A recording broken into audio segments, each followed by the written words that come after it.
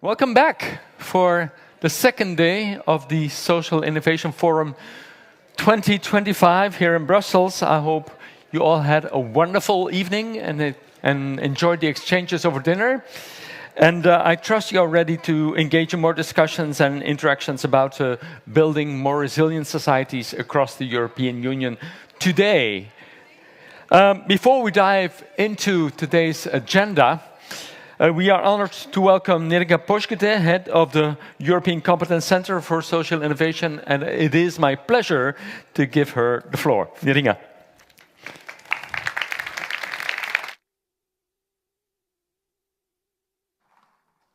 Thank you, Wim. Good morning, dear colleagues. I'm delighted to see you all here today. Every year, I'm looking forward for this event because we come together around a shared belief and the power that social innovation can make for Europe. It can make Europe stronger, fairer, and more resilient. At the European Competence Centre for Social Innovation, we have a very ambitious mission to scale social innovation that works. Across Europe, innovation is thriving. In local communities, public administrations, NGOs, enterprises. Everywhere, committed individuals are designing new solutions to long-standing challenges in employment, education, skills, migration, social inclusion, material support, and others. The opportunity before us is very clear: to ensure that these promising solutions do not remain just as isolated success stories, but instead grow into transformative models that shape wider systems. By connecting, supporting, and scaling what works, we can unlock their full potential to the benefit of the communities across the whole Union. And that's where we come in, all together. The Competence Centre for Social Innovation exists to take what works and also to elevate this, transforming local pilots into systemic change, the whole wild European solutions. Our mission is to ensure that innovations with proven impact could break through boundaries and shape the mainstream. Today, I want to share 3 key drivers that make scaling possible. These are not like abstract concepts, so they are strengths we already possess, the tools we are already using, and also the solid foundation on which we can build even greater impact altogether. The first driver of scaling is resources. Without the right resources, even the best ideas remain very small. But with them, we can make proven solutions grow. So the power of well-placed resources is that they create momentum, multiply impact, and also carry social innovation from pilot to policy. Through the Social Innovation Plus initiative under the European Social Fund Plus, we are providing the funding necessary to scale proven solutions across Europe and across borders. Since its launch in November 2022, the European Competence Centre for Social Innovation has been working to unlock the full potential of social innovations across all the member states. And one of the most powerful tools we have is the EU-level calls for proposals. And these calls do more than fund projects. So they create ecosystems for learning, collaboration, and also scaling. They connect also ESF plus managing authorities with innovators, with one clear goal: to move what works into mainstream policy and also practice locally, regionally, and also nationally. In less than 3 years, 70 tested innovations will be scaled or transferred, reaching over 7,000 individuals who face barriers to employment, education, or social inclusion. And these will be real lives changed and real futures built. Let me highlight just a few examples. So our very first call for proposals supported the rollout of ALMA initiative, giving young people not in employment, education, or training the chance to gain work-related learning experience. Through 28 ALMA projects, more than 800 vulnerable people gained skills, confidence, and also hope. ALMA is now moving from a pilot to mainstream solution. And later today you will hear from Arabal Aid in Spain, who was leading one of ALMA projects creating employment opportunities for young people. And the project was financed by the ESF Plus Social Innovation Plus initiative. Another milestone was our skills call, with 10.3 million euros to support 22 projects in 12 countries, targeting over 5,000 needs. These projects show that we meet young people when we meet young people. So where they are, we can help them to take the next step forward in their lives. And we are also tackling one of Europe's hardest challenges. It's long-term unemployment. And 9 new projects with 21.7 million in funding are now scaling proven models such as France Zero long-term unemployment, unemployed territories, and also Berlin's solidary basis income. Over the next 3 years, they will support more than 800 long-term unemployed people by restoring dignity, confidence, and their economic security as well. And our work continues. Right now, we are running a 10 million call focused on labor market outcomes for people with disabilities. It builds on disability employment package and will help scale practices such as inclusive recruitment, workplace accommodation, and transition into open employment as well. The call is open until 30th of October, so I invite you to spread the word and share that this call is still open and to provide applications. So looking ahead, our next call will address one of Europe's most urgent issues. It's skill shortages and labor mismatches. Under the Commission's Union of Skills agenda, we will support innovations that strengthen lifelong learning, retraining, and also workforce resilience, keeping people, not just economies, at the heart of competitiveness. And this is the power of resources well used. And resources that fuel ideas, also support communities, and make scaling real. And the scaling is not just about resources, it's also about learning and sharing knowledge. And this is the second driver. Every project, initiative, study, and experiment generates different insights. So these tell that works, what doesn't work, and under what conditions.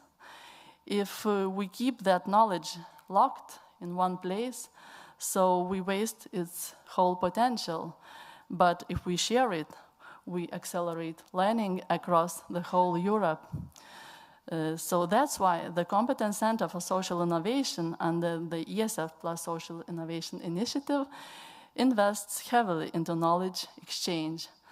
And we coordinate the ESF Plus communities of practice. There are 5, also ALMA network, We organize study visits so that practitioners can see the real solutions in action. And we host mutual learning events, enable participants from different countries to exchange knowledge and experiences. We also publish the case studies through Social Innovation Match. And now it features over 350 examples of innovation from across the Union. So why this Social Innovation Match is so important? One of the great challenges of social innovation is scaling, as we all know. A localized activity might have great impact within a small community, but we can spread the approach to other regions and countries across Europe and also beyond while using these cases that are in the Social Innovation Match. Commercial and technological innovation often grows in a more linear fashion, driven by consumer demand and market competition, but social innovation is different. It is driven by challenges we all face as a society, which in turn motivates social entrepreneurs to propose new solutions and new methods.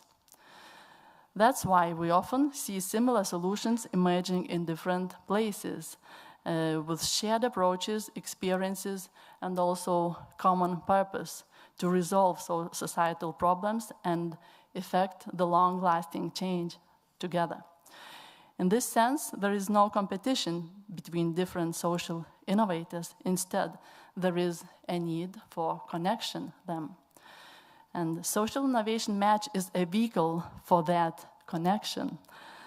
It allows social innovators and their stakeholders to learn from one another, connect, and ultimately strengthen their impact through the critical mass. It may even inspire new ideas based on concepts developed in other countries. But we know that any database by itself, it is passive instrument. That's why we are taking steps to activate it. I'm glad to share that platform has grown exponentially from 249 case studies to 359 between April and September this year. But this raises a new question for all of us. How do we make it dynamic?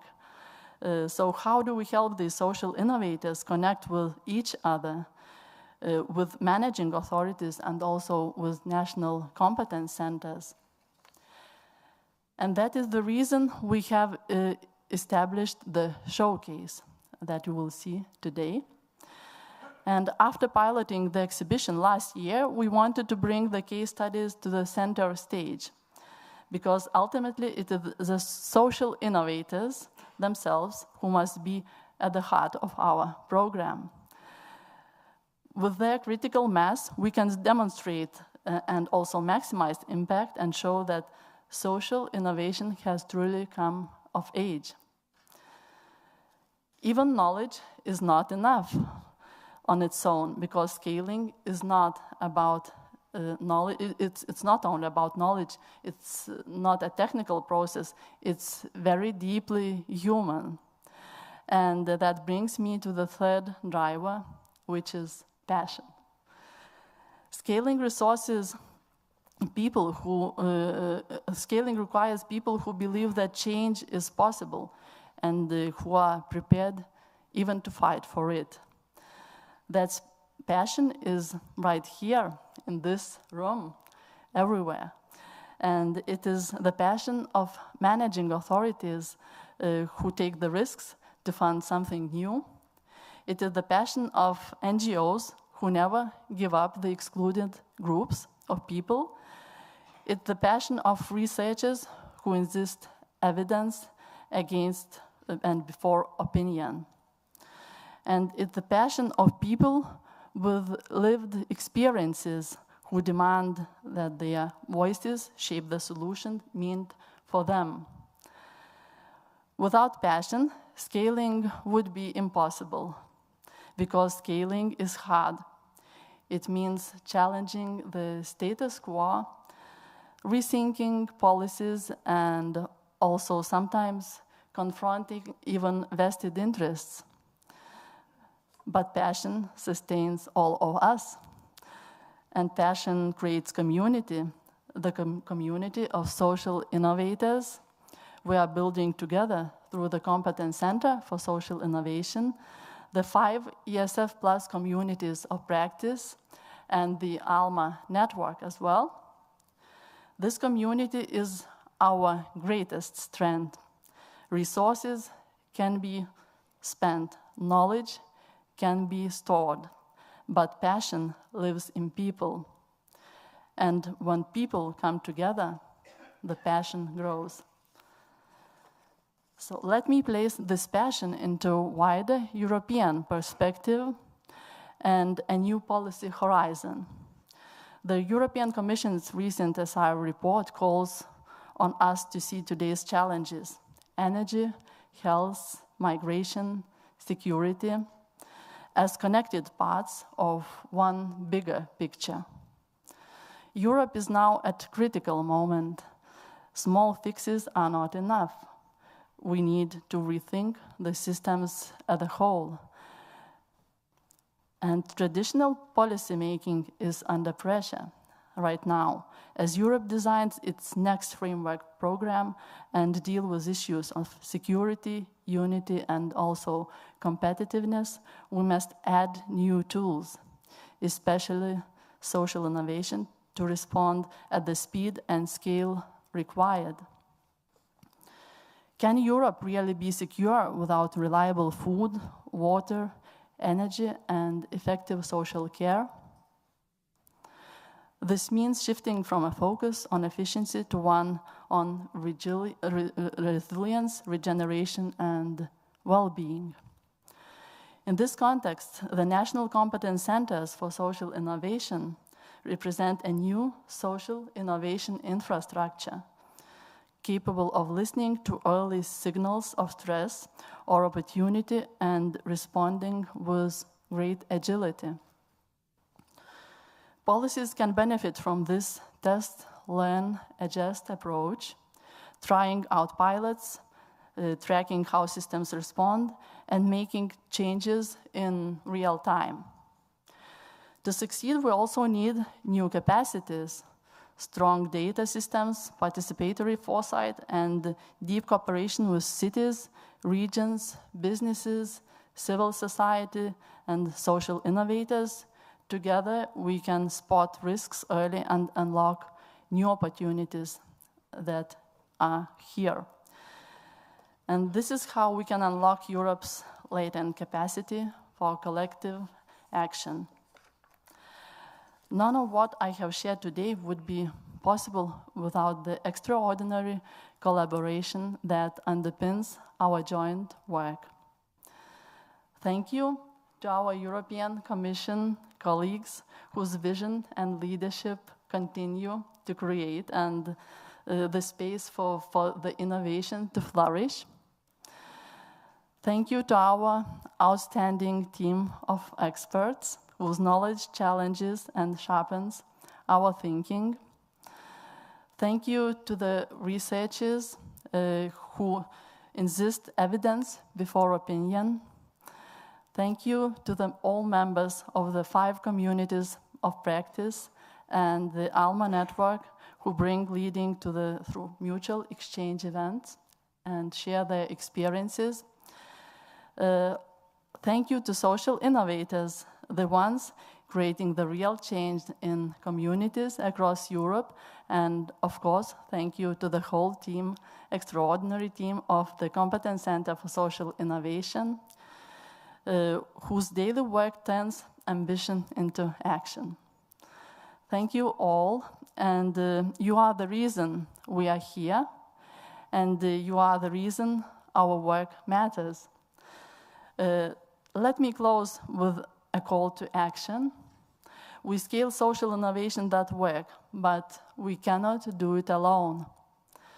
If you are managing authority, continue to support new solutions and make space for innovation in your programs.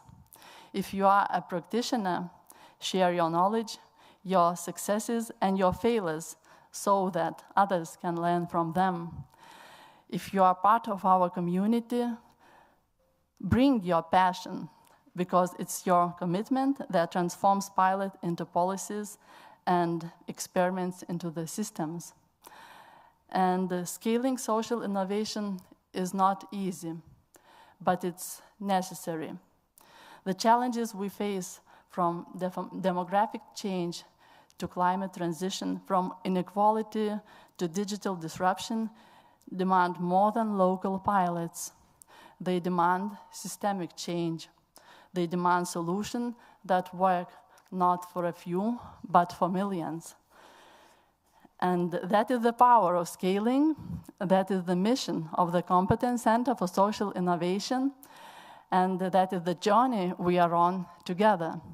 So be proud what you have achieved. Be ambitious for what lies ahead. And above all, keep scaling that works, so that then we can build Europe resilient, stronger, and fairer. Thank you very much.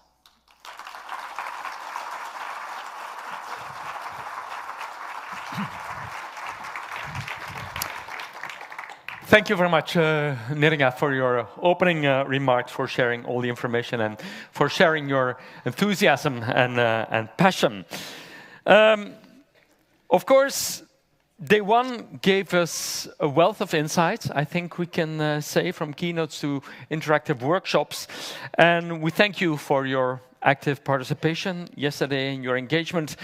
But today promises to be just as inspiring and dynamic, with focus on showcasing social innovation in practice, learning from examples and reflecting on the way forward for our communities of practice and the ALMA network. Here's a brief overview of today's program. So we will begin with a session highlighting 5 innovative projects from the Social Innovation Market 2025. After a coffee break, we will hold a panel discussion and Q&A with social innovation representatives from these projects, giving you the opportunity to hear firsthand from practitioners across Europe. Later, you will have the chance to explore the social innovation market in person, where 15 projects will be showcased. After lunch, we will reconvene for a panel reflecting on the learnings from the day one workshops and on the upcoming activities of the communities of practice and the ALMA network. And finally, we will close with closing remarks before dinner this evening at 6 p.m.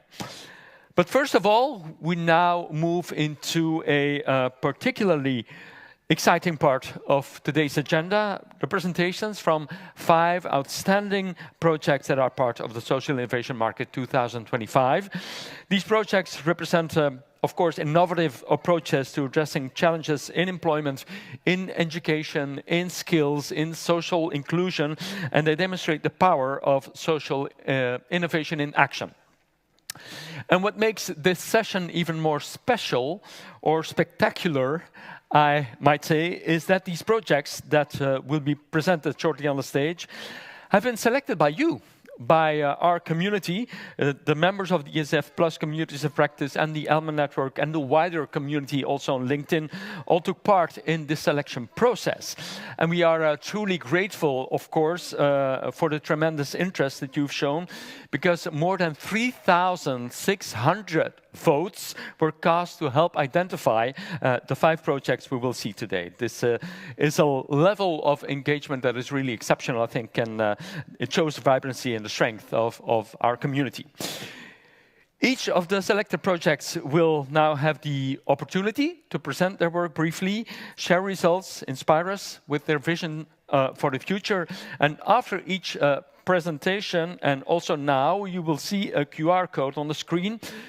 Please use it to submit questions to the representatives, the presenters of the projects, because all questions will be collected for a panel discussion then right after the coffee break. And now I'd like to say welcome to the first project, on stage, it is the social cooperative Humana Nova, which is all about working integration in textile waste management in Croatia, implemented by the social cooperative Humana Nova. And the presentation now will be given by the cooperative manager, Ivan Bozic. Welcome.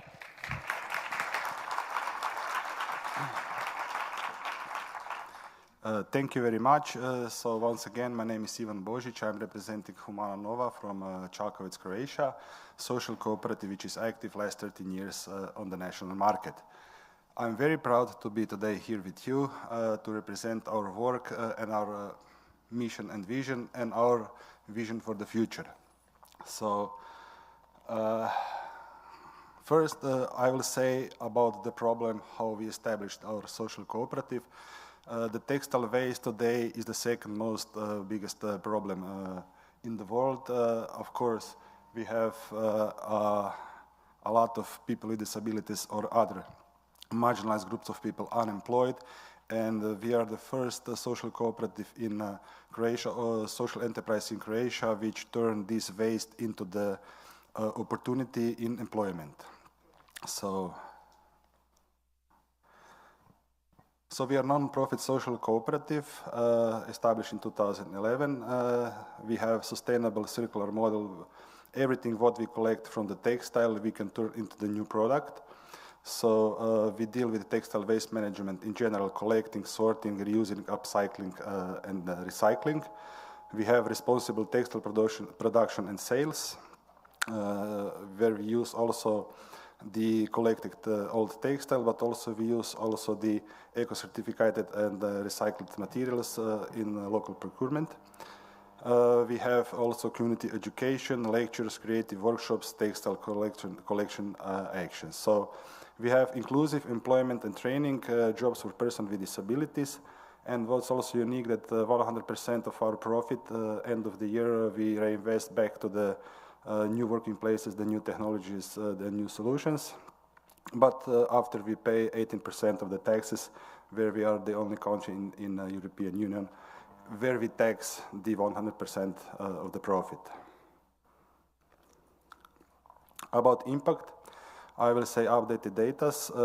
From Monday next week, we will have 60 employed people, 33 people with disabilities, and 19 more from other marginalized groups. About people with disabilities, we have intellectual problems, we have multiple sclerosis, we have cerebral paralysis, we have deaf people, we have Down syndrome, etc. Also, we have single mothers employed, we have long time unemployed older people, we have people without education or only with primary school. And what's unique, these are the long-term employed people, not as a part of some project. Since start, we collect 4,000, 7,000 tons of the textile, which we turn into the new product. The main product is felt, which we sell in partnership with Bauhaus all over the Europe. And economic sales of products and services to more than 280 business-to-business partners. And also what's new, we develop highly our e-commerce and create the market business to customer. About awareness and education, 63 schools and kindergartens we have reached more than 3,200 children, 24 companies or NGOs are in our portfolio. We are first work integration social enterprise in Croatia, combining circular economy and work integration. We have very big potential about scaling our business model in replication. We have social cohesion partnership with private and public sector, and we are part of the reuse and NC networks, which are here in Brussels. Return on value, we have now the last 5 years here in the infographic, how we grow. Last year we have 2.4 million of revenue, where we have 155,000 euros of the profit. After taxes, 135,000 euros we reinvest back into the business. 83% of our incomes come directly to the open market. We have in our premises, we work in 1,500 meter squares of private space rented from the private company. We have on a few places in our premises written the four main words in our mission, which is tolerance, responsibility, respect, and trust. And this help to operational finish our daily work. Connection to ESF plus priorities, creating meaningful jobs for vulnerable people, a long time, of course, training and upskilling employees, reducing barriers for people with disabilities, and green transition, sustainable circular economy model in practice, where the main goal is establishing in the next 5 years the social franchise, which can be spread all over the world, and which can help in creating new working place, and with partnership with one private company from Croatia, turning textile into the gas, into the electricity or hydrogen. Thank you very much.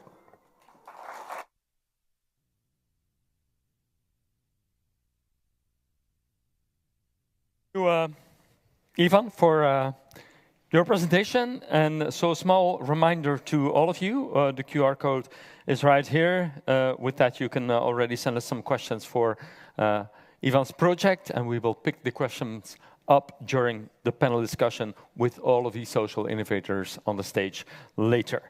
Now let's continue with our second project, and this one comes from Austria. It is the Competence Network Women's Future Digitalization Work, implemented by the Foundation Steyr. And we welcome to the stage the project manager, Michaela Freimüller.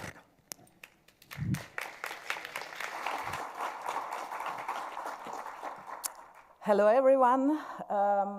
My name is Michaela Freimüller. I'm from the Women's Foundation Steyr in Austria. And today I want to present our innovative project called Competence Network for Women's Future Digitalization and New Work. So I have to take this one. We live and work in a rural area in the southern part of Upper Austria with beautiful landscapes, a national park, charming towns, and many small villages. A region that has much to offer, also economically. Located on historic trade routes and rivers, the region is home not only to agriculture, wood processing, and tourism, but also to metalworking industries, automotive suppliers and manufacturers, plastics, and the growing IT sector. But the ideal is deceptive. Our region is also marked by traditional role models, the highest gender pay gap in Upper Austria, strong migration trends, with women particularly affected by out-migration, and at the same time, shortage of skilled workers. Our target group are working-aged women in rural communities who face multiple challenges. First, insufficient child-care services. In Austria, offered only for children 3 years and older, often only mornings without afternoon care in our region. Second, lack of mobility. Cars are mostly used by men for commuting, while public transport is insufficient. And third, traditional role expectations. Women are still responsible for household, family, garden, children, and elderly care. Based on these conditions, the Competence Network aims to harness the opportunities of digitalization and new forms of work for women in rural areas by offering mobile workshops and by building and implementing a women's competence network. Our goal is to enable women to work in rural areas by using new forms of work, for example, home office or remote work, to improve women's income situation, to support reorientation and encourage women to seize the opportunities of digitalization and new work, to motivate women to pursue careers in IT, offering future-proof jobs and modern working conditions, and to promote networking and utilize women's potential.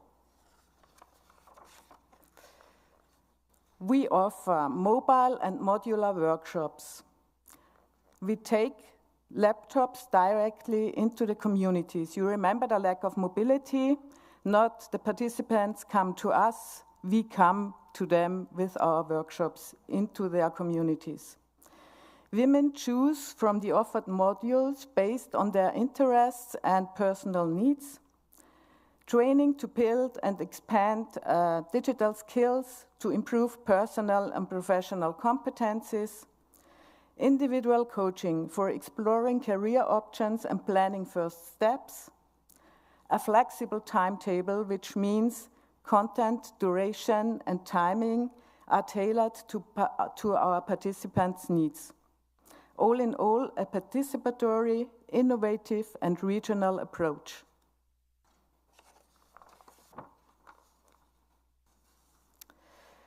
We are building and implementing a digital platform for women in the region for exchange, networking, and mutual support, as a marketplace to offer products and services, and as an idea hub to improve local conditions and overcome traditional role patterns.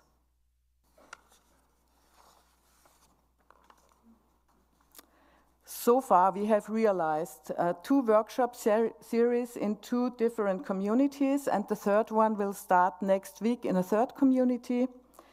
We offer our workshops 2 days per week, either in the morning or afternoon. One day is dedicated to digital skills, the other one to empowerment and personal development. And additionally, we offer 1 online workshop per week. Women can choose which workshops to attend and when, mornings or afternoon. 46 women have participated so far, and many of them improved their employment situation by a new job, by better positions, or also by extended working hours. And our digital platform will be launched in 2026, but networking already takes place via social media. Thank you for your attention.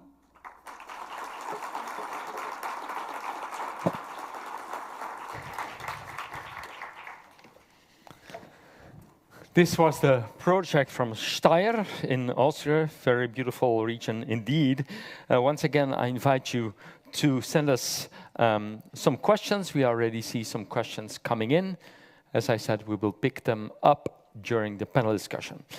Next, we'll turn to Finland with a project called ISIS, short for Experiences of Social Inclusion Scale, implemented by the Finnish Institute for Health and Welfare. Warm welcome to senior researcher Marko Nousiainen. Thanks, and good morning to everybody. So my name is Marko Nousiainen and I come from the Finnish Institute for Health and Welfare, and our innovation is the Experiences of Social Inclusion Scale, ISIS, which is a short survey tool to measure the experience of social inclusion and which can be used for research and evaluation. The ISIS was developed as part of the ESF Social Inclusion Coordination Project SOCRA, which started in 2014, and in the research group led by Dr. Anna-Maria Isola, and it was meant to meet certain needs. First of all, we needed, or there was not a commonly said way to measure social inclusion, and maybe not often also a shared definition for the concept. We needed a tool to measure the individual and subjective aspects of social inclusion, which often remain hidden in more objective measures, and a tool simple and short enough to be used in development work, with people in vulnerable positions, and there was a need for one comparable score with which you could compare social inclusion in different contexts. And ACES was based on theoretical work on experiences of social inclusion and the research on the social and psychological consequences of long-term poverty. And there, the experience of social inclusion is seen as an important factor in well-being activeness. It is seen as a factor which helps or prevents people for making use of existing opportunities, helping oneself and others, and in general being an active member in society. And also when designing the statements of the ESIS, a qualitative study on the experiences of exclusion among long-term unemployed people was conducted. And this is the result. 10 simple statements out of real life, with which the respondents evaluate their possibilities to act, their relation to social environment, and feeling of meaningfulness.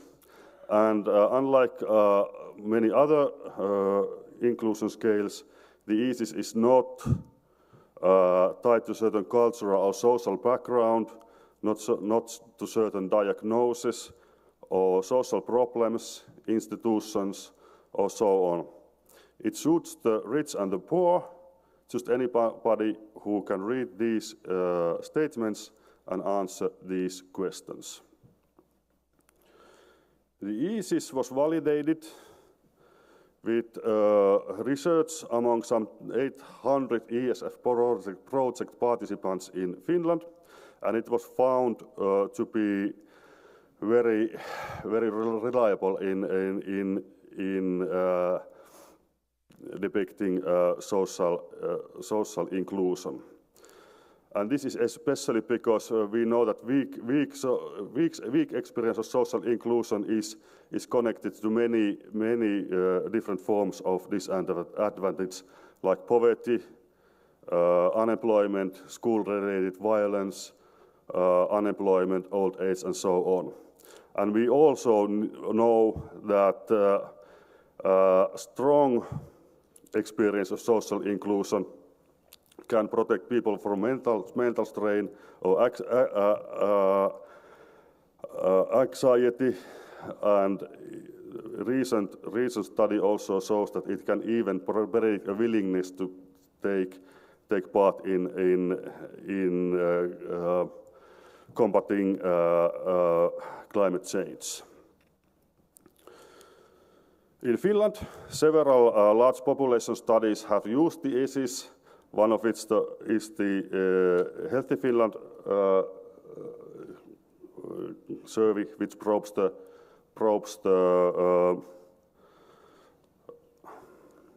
well-being of the whole Finnish adult population.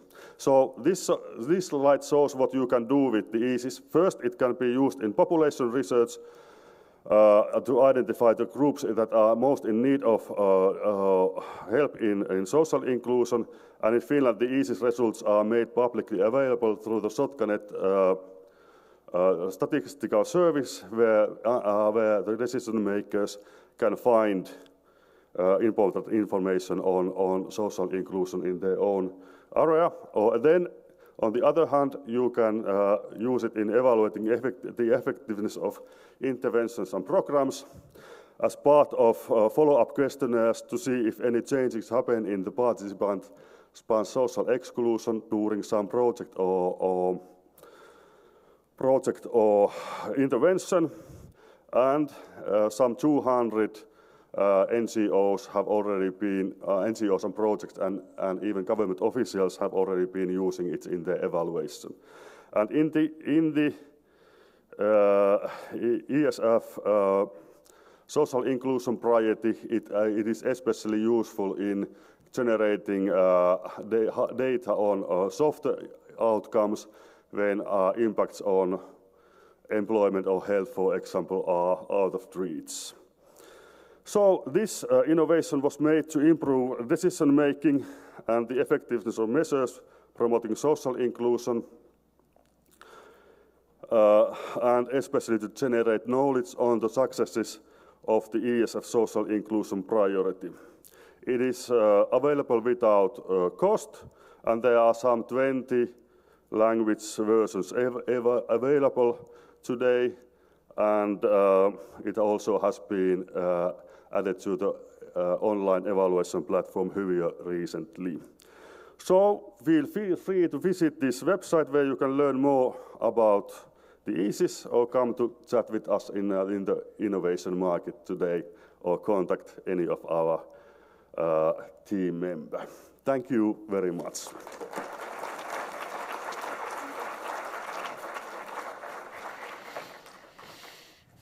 Thank you, Marco. Also, questions from Marco are welcome, of course. Maybe it would be a good idea, indeed, like some of you have already done, to indicate who your question is for, because we're going to bring all the questions together, and in the end we won't see anymore which question is for whom. Unless your question is directed to everyone in the panel, please indicate who your question is meant for. And you know that you can also like questions, bringing them up higher in the ranking. If you think it's a very good question from a colleague, we will take those questions first. Okay, so project 4, first project is called COY, or COI, Creating Employment Opportunities for Youth, and it comes from Spain. It is carried out by the Arabal 8. I think Neringa also mentioned it earlier, and today will be presented by employment technician Juan Pedro Barrero Babarello. Beautiful name, by the way. Okay, this is working? Yes. Okay, thank you. Good morning, everyone, first of all. Thank you so much to the Social Innovation Initiative and Forum for bringing us to these spaces and possibilities. And yes, good pronunciation about the Spanish COI. So this is our project, and we need to start first with the question, what image do we have to the niche? I'm going to bring you some comments on social media, especially Twitter, X now. You can read it, okay, but the main idea here, for example, is they love free time, because obviously the rest of the people, we don't like our free time. Consenting parents. Parents, they give everything to the kids, whatever they ask, with no thinking and anything. And for example, in this case, someone is complaining about in his time, it will be impossible to know it working at the age of 18 years old. We move to immigrants living on aid. This one is related directly, in the case of France, to the immigration, to the aid, to the economic support from the government, to the needs, right? Because obviously there's no other way to live. We have synonym for bad life. I don't need to read this one, but as you can see, they related directly terrorists with needs. Because obviously if you are needs forced by someone, you are a bad person, you are terrible. Well, okay, they don't want to work. Easy to say, but let's be honest. I think the rest of the human being, we don't like to be working 40 hours per week. I mean, we did because at some point we like something, but at the same time, we need to survive, right? So it's the same for everyone. So, second questions. Are needs born or we made by society? I bring you here some data. LGBT plus bullying. As you can see here in the numbers, it's not a small number of dropouts of the educational system. I think it's quite easy to understand that if you are excluded for your sexual orientation, if you are treated badly at school, you don't want to go back the next day. So probably you will drop out. Surprise, you become needs without any question. We become you. As an adult, you become your needs from a young age. Perception of lack of future.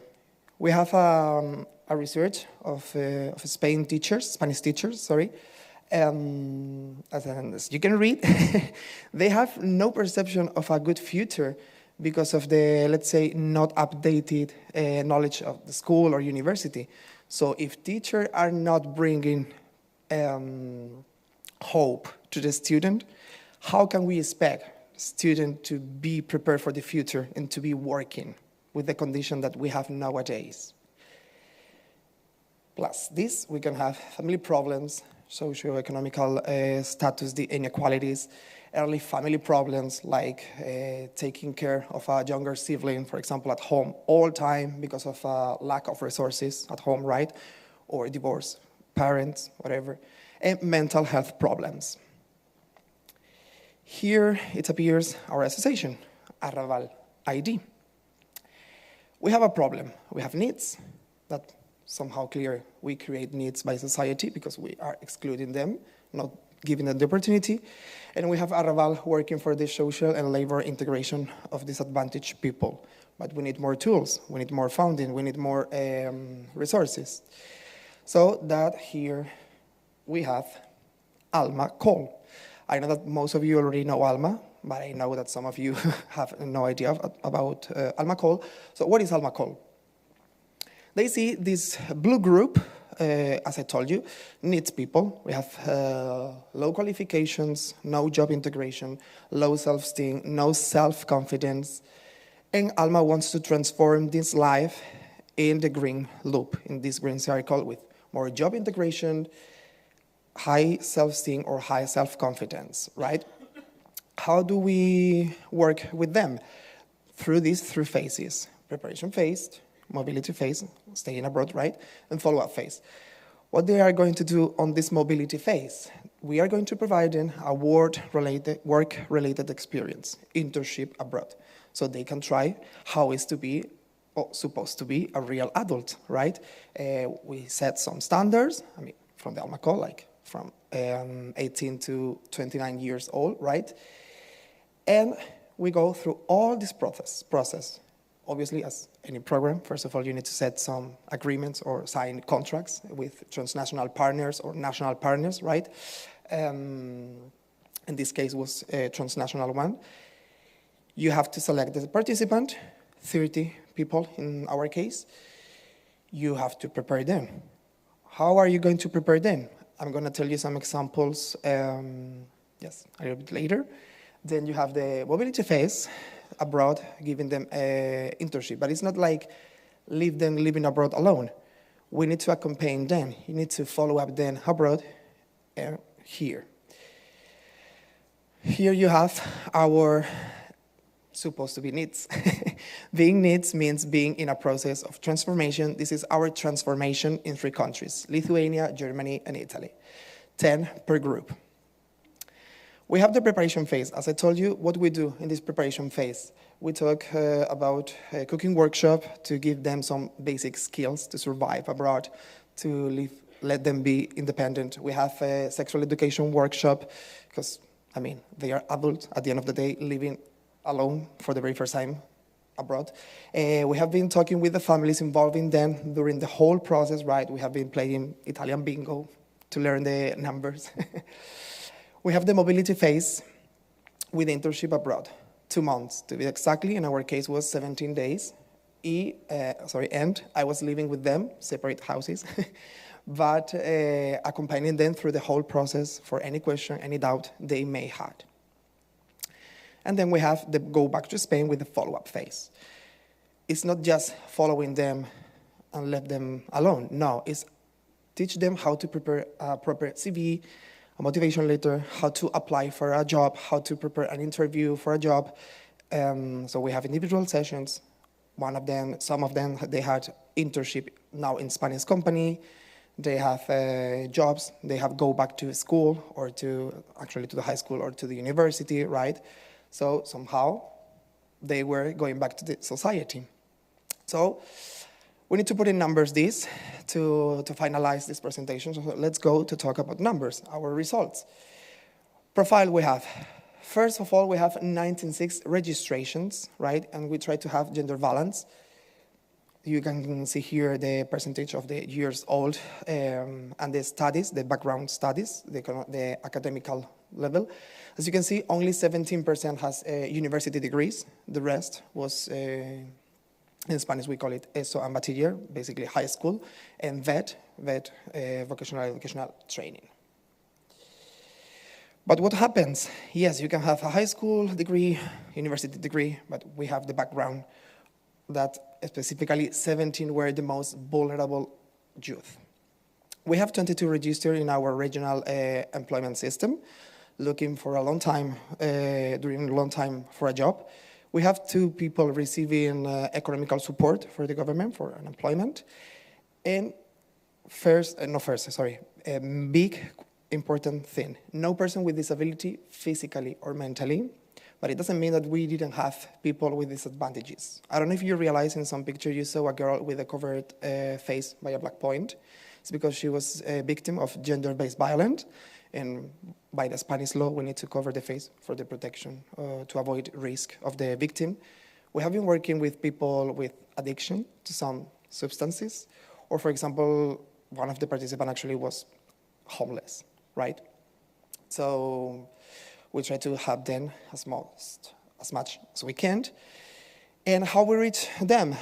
For surprise to us, we reach them only 7% by social media, because we realize that, obviously I know that social media is important, but we realize that they don't want to see again in social media, you are dumb, you are lazy, you're not worth it, we have a program to fix you because you're broken. They just want to scroll TikTok, and that's all. But through social media or through other ways, they know because of friends. Like, hey, look at this opportunity, send the applications, try it. Okay, so we have this way to reach. Then, after the mobility, something in common that they all had was a training.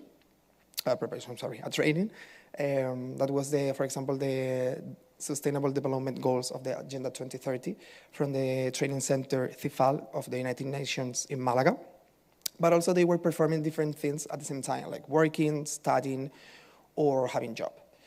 If we go to more specific data, after the mobility, our job as a ALMA call, we had this graphic with 70% doing internship and the other halves working or studying. But what is more interesting that after our job is done, 5 months later in our closing national ceremony, we decided to check again to see how was the situation. Fortunately, only 11% was looking for a job actively. The rest was still working or studying. So that means that something is working. That ALMA project, our CEO project, at some point is working, because even that 11% of people, of youngsters, looking for a job, they are looking for a job. Before the project, they were inactive. So at some point, we gave them the resources, the skills to manage that. Why is our proposal innovative? Because we adapted the methodology. We include the participant, but also the families. It's not like, here is your project, here is your trip, here is your internship company. No, it's like what you can offer, what you can do, right? Mobility, regardless the background at academical level or the language knowledge. Most of them didn't speak the language of the countries they were traveling. But little by little, with training, they learned and they go into that. Mental health, really important. We let them know that we were reachable whenever they needed for mental health support, because just for you to know, I'm a psychologist and I was living abroad with them, so it's really closer to help them. Obviously, all of this, it wouldn't be impossible without the trust and the help of the full ALMA team that gave us the resources for associations like Arrabal to do this, putting the focus, the spot, right, on the person. So as I wrote here, knowing that it's the best for the young people. So at some point this call is a way to humanize the work with people, and you are thinking more to work with people instead of with papers or documents, right? So, last stop, what's next? We can stop here. We can stop the innovation. Now you know the European level of ALMA call, And I know that some of you already have your national ALMA call. We are expecting the same in Spain, specifically in our region, Andalusia. It's known that it's already prepared, it's already written down, but we are waiting for the exact date to be launched. So we will have more opportunities, more youngsters, more funds. So that means that if we can make it possible, all of us, we can try a little bit to engage them and to involve them in their own change, right? So I want to conclude. So thank you so much. You can ask me whatever you need with the QR code. And for sure, you can visit us, my God, with the S. You can visit us in the market, okay? Thank you so much.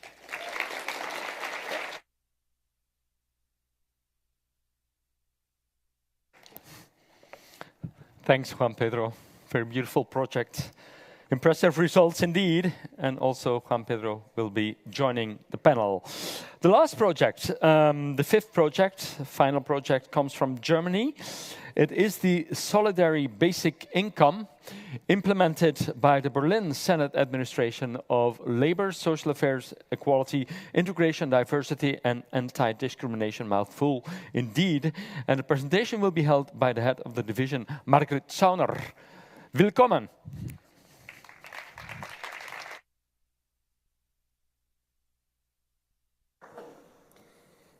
Thank you very much, and good morning, everybody. It's a great pleasure for me to join you here in Brussels at the Social Innovation Forum, and I'm excited and very honored to present you our innovative labor market policy from Berlin, the Solidarity Basic Income. This pilot project aims to find new ways to ensure employment that is fair, sustainable, and socially meaningful. Above all, it's about enabling people to participate fully in society again. The Solidarity Basic Income, or short SBI, is a pilot project helping long-term unemployed people into labor market. It goes beyond usual measures, aiming to provide stability and inclusion through meaningful work, qualification, and coaching. Our jobs are fairly paid and socially insured. They are paid according to the collective agreement of the federal state or the Berlin state minimum wage.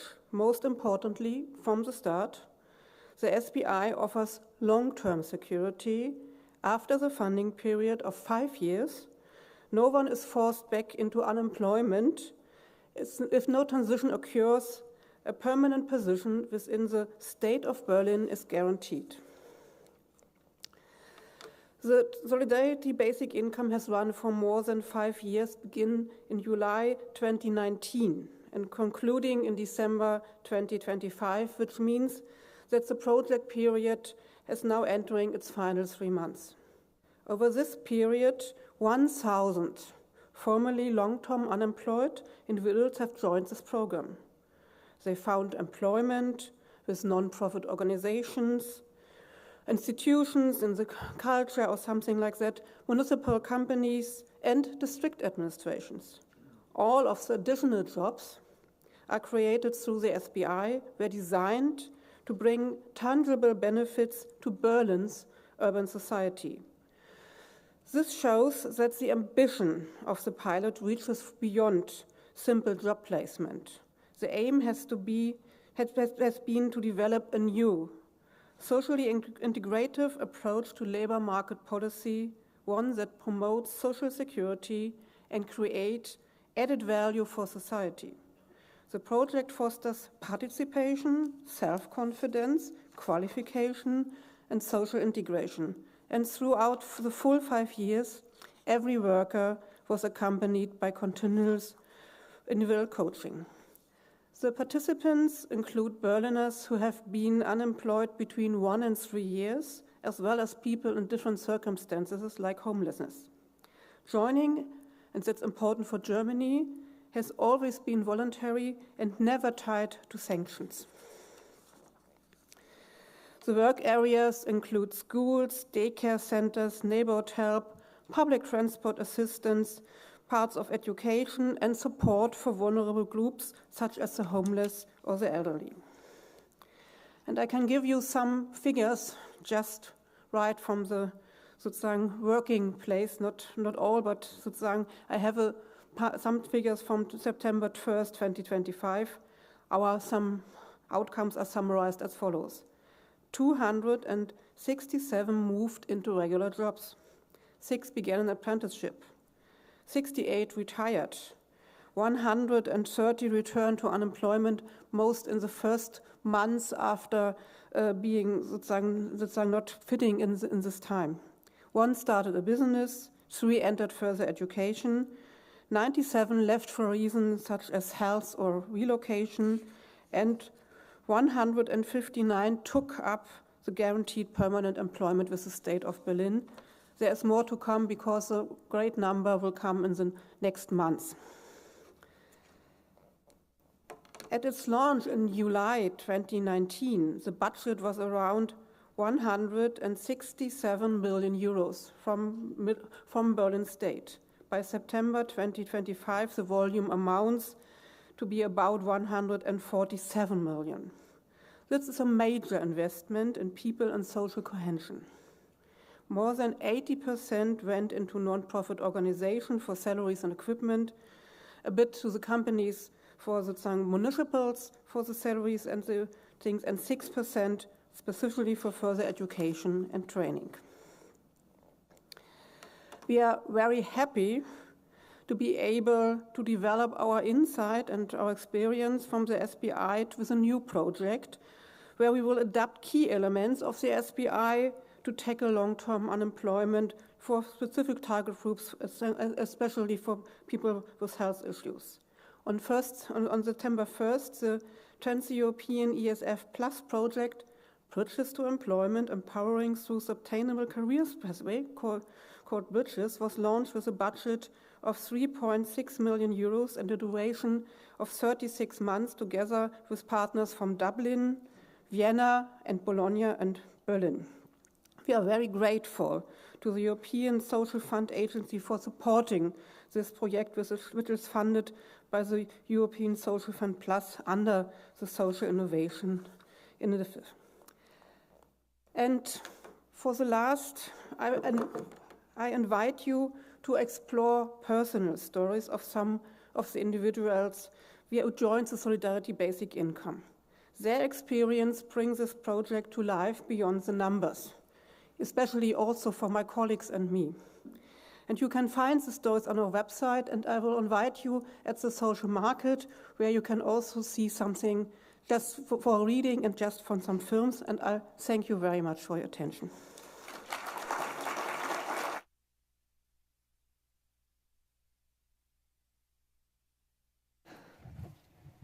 Thank you, Margaret, for your presentation. It's a hazardous enterprise here on the stage. Thanks, by the way, to all of the presenters for sharing your inspiring work and innovative approaches.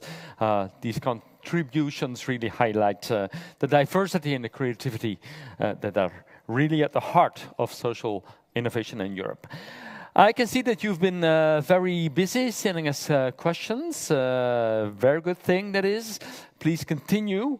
You will also be able to ask questions from the room when we're in the middle of the discussion, but the main thing is that we have some questions to start from via Slido.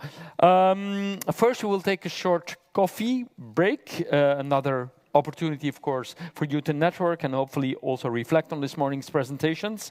We will reconvene in 45 minutes. Important notice, though, practical notice, the people who are leaving us today have to be checked out before noon. So it is advised to do that now during the coffee break if you have to do that. But otherwise, we'll see each other again for the panel in 45 minutes, so 11:20, 11:30 at the latest. See you soon.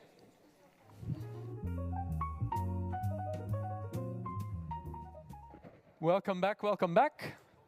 Please take your seats. So we now turn to our panel discussion with the social innovation representatives. And this session, of course, will allow us to dive deeper into their experiences, the experiences of the petitioners, hear about the challenges they've faced, their solutions, and their strategies for success. I'd like to encourage you again to ask questions. We have a lot of questions that came in via Slido, but you can also raise your hand when we're on a certain topic.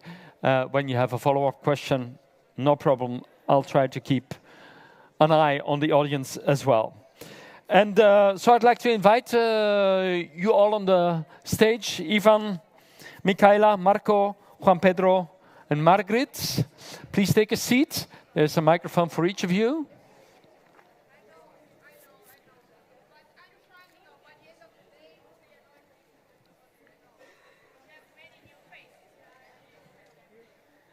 All right. And if I can maybe start with the first question before we dive into the questions from Slido. We're day 2 now of the forum, and we've already seen some really inspiring presentations and discussions. So I'd like to ask you, I'd love to hear from you what's the most valuable insight or opportunity you've taken away so far. What have you learned or discovered? Who can share anything with us? Juan Pedro? Let's go. So for me, it will be like the possibility, as I said on the beginning of the presentation, to share the information to show people that they can apply or they can somehow move their own governments, right, to involve in this type of ideas and initiatives. So I think it's a good feedback because you feel part of the society and at the same time you make the other people feel part of the society and listened by governators or Okay. Yeah, thank you. Thank you. Who else? Margaret, yeah. I have 2 things. The first thing, the project is a personal idea of a former mayor of Berlin, Michael Müller. And he said how he wanted it. And it's not so often that a mayor of a great city, of a capital, have something in tackling long-term employment. And we have 1 sentence in an article of him and have to do this in a program with 1,000 people and a great funding. It's a very great experience just working with all other departments, with the finance and so on. And the second thing, for us to learn how different long-employed people are. We often, on our level at the government, we calling numbers. We tell about people, but we have to know how different the people and their biographies and why they are there, and what you can do to have them again in social participation and working. And the best sentence of some of the people is, never ever job center. Yeah, that's a good one. Who else wants to share something? Ivan? In these 2 days, I meet a lot of new people who want and help other people and do good work. And also, I see few possible solutions to improve also our business, but also the complete social economy in the Europe. Okay. And then maybe Marco? Yes, thank you. I'd like to raise up one very important insight from the Robin's keynote lecture in the beginning. And there he gave this one wonderful strategy for success, which was his 3 advice that stop what doesn't work and work on what works and so on. So that's the recipe for success. But the only difficulty is there that how do you know what works and what doesn't work? And there you have to be like think very carefully what works for whom and in which context or with conditions. But we'll find out more about what works during the spelling conversation with the 5 of you, I think. Maybe I'm going to give the opportunity to Michaela to add something. Yes, what me inspired most the last 2 days was to hear so many examples of how social innovation can change people's life and to meet so many people from all over Europe working for these items with this, to feel the passion they work with it. Yeah. So it was great. Yes, yes, you can feel it in the community here, of course. Shall we turn to the questions from Slido? And the most popular question here is, how has the social innovation match database helped support your work, and how could it be improved? And then it was silent? No, we have a few ideas. Ivan. It has definitely helped to improve our position nationally, to create more business-to-business partners, because it helped us to be more important, more visible.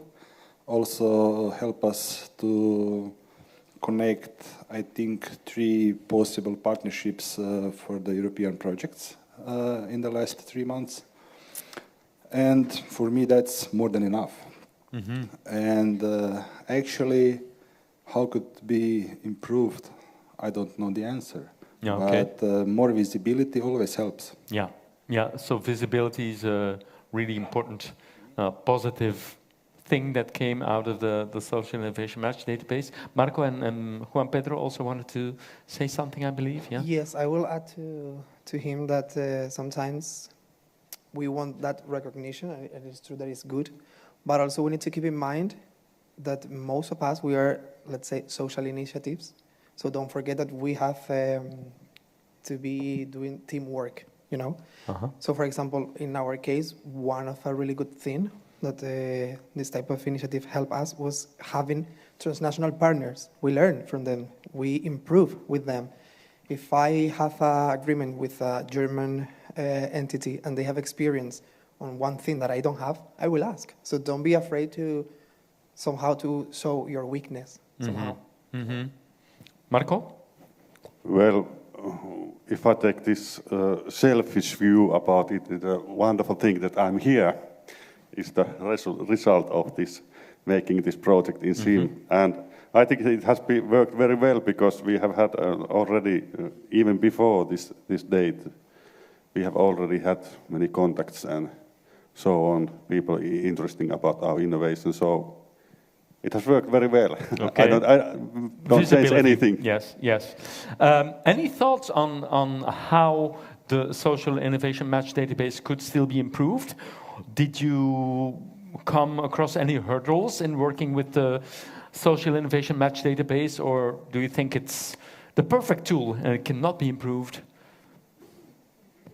You can say whatever you want. You can also be critical if you want. No? No? That's not our job. Okay. Okay, then we'll go to the next question. The next question is one for Marco, and we'll go probably in all different directions because the questions are not clustered per project, but that's okay. So for Marco, what was your strategy to facilitate adoption of the instrument, and how did you reach and convince the NGOs to use it? Well, maybe our strategy was this, what was mentioned earlier, namely passion. I think that what we have been doing, we have been like placing ourselves in the service of others. We are like finding ways to solve problems that others like NGOs and those projects or anyone actually with problems which they face. So, and we are always ready to help. If somebody turns to me and asks about some evaluation problems, I'm always ready to help. And then also the connection to the central government has also been important. For example, the Ministry of Social and Health and their funding centers there has like helped us a lot in spreading this scale. Okay, but you do agree with Neringa when she says that passion is one of the pillars of social innovation, indeed, because it's all about people. All about people, all about passion, and all about placing yourself in the service of others and solving the problem of the others. Okay, thank you. Also for you, Marco, a great tool. Do you plan to add quantitative metrics and add more financial well-being dimensions? Can you elaborate on that question? Yeah. First of all, our scale is already a quantitative metrics, even if it measures the experiences of social inclusion. And I think that our scale is like one whole, and we are not going to add anything to it. But there's always possibility to use it with some other meters, and especially helpful to use some other. So in combination with other tools. Combination with other maybe more like objective meters, like how much can you save, and how much do you earn, or so on. Okay. And that is also a very important question, because it's not very, or there's a great risk to staring at one figure or one indicator, but you should always gather larger like knowledge about the successes of your project. Yeah, I understand. Ivan, a question on definitions. Is your project a social entrepreneurship or a social innovation project? It's both, because the Humana Nova is dealing with social entrepreneurship, yes, that's for sure. But as we don't have a definition or register of social entrepreneurs in Croatia, we are a company like any other else, who has all activities paid from the open market. And the model of employment is definitely social innovation, because we are the first in the Europe who connect with textile waste management as a base in work integration, in raising self-confidence, in giving the habits to the people, which help to create a long-term employment, after which the people can live decent life, not only them, also their families. For example, we have one guy, Dino, who is now 6 years employed in Humana Nova. He is in wheelchairs. He has, since he's born, he has cerebral paralysis. And today he's a normal guy. He has his car, he has permit, and he lives independent life. And what's important, we are not a project financed from some ESF, because we didn't get until now any cent from ESF in Croatia. It's the business model which help getting the money from the private sector, invest into the working integration. Not only people with disabilities, but also all kind of marginalized groups. So, but to you, social entrepreneurship and social innovation are two different things, and they can go hand in hand, yes or no, depending on what you're doing. Yeah. It can easily go hand in hand. Yeah. Of course. Okay. But my opinion. For Michaela, how did you reach the women? What were the biggest problems you faced in reaching the audience that you wanted to reach? I start with the problem. The biggest problem was to reach the women. To find them. To find them, to motivate them to visit our workshops, because often they can't see that it makes a difference to have digital skills, and how it can help to get a better job, or to expand the working hours, because with home office, remote work, that's possible then. Yeah. So first of all, you have to convince them Yes. that it would be a good thing for them Yes. to participate. Yes. And how we reach them, we have a strong partnership with 2 leader regions, 2 technology and innovation centers. They have their own networks, and the Women's Foundation Steyr is well known in the region, so we have good promotion, and we work together also with the Labor Office and the community administration, so they all promoted us as well. Mm-hmm.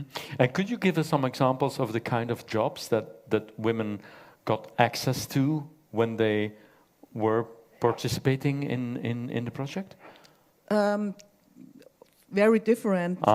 We have women aged from 18 to 59 so far, and we have farmers, we have entrepreneurs, we have employed and unemployed women. Some of them got the job, others extended their working hours or got a better position, and yes, that's so they improved. Yes.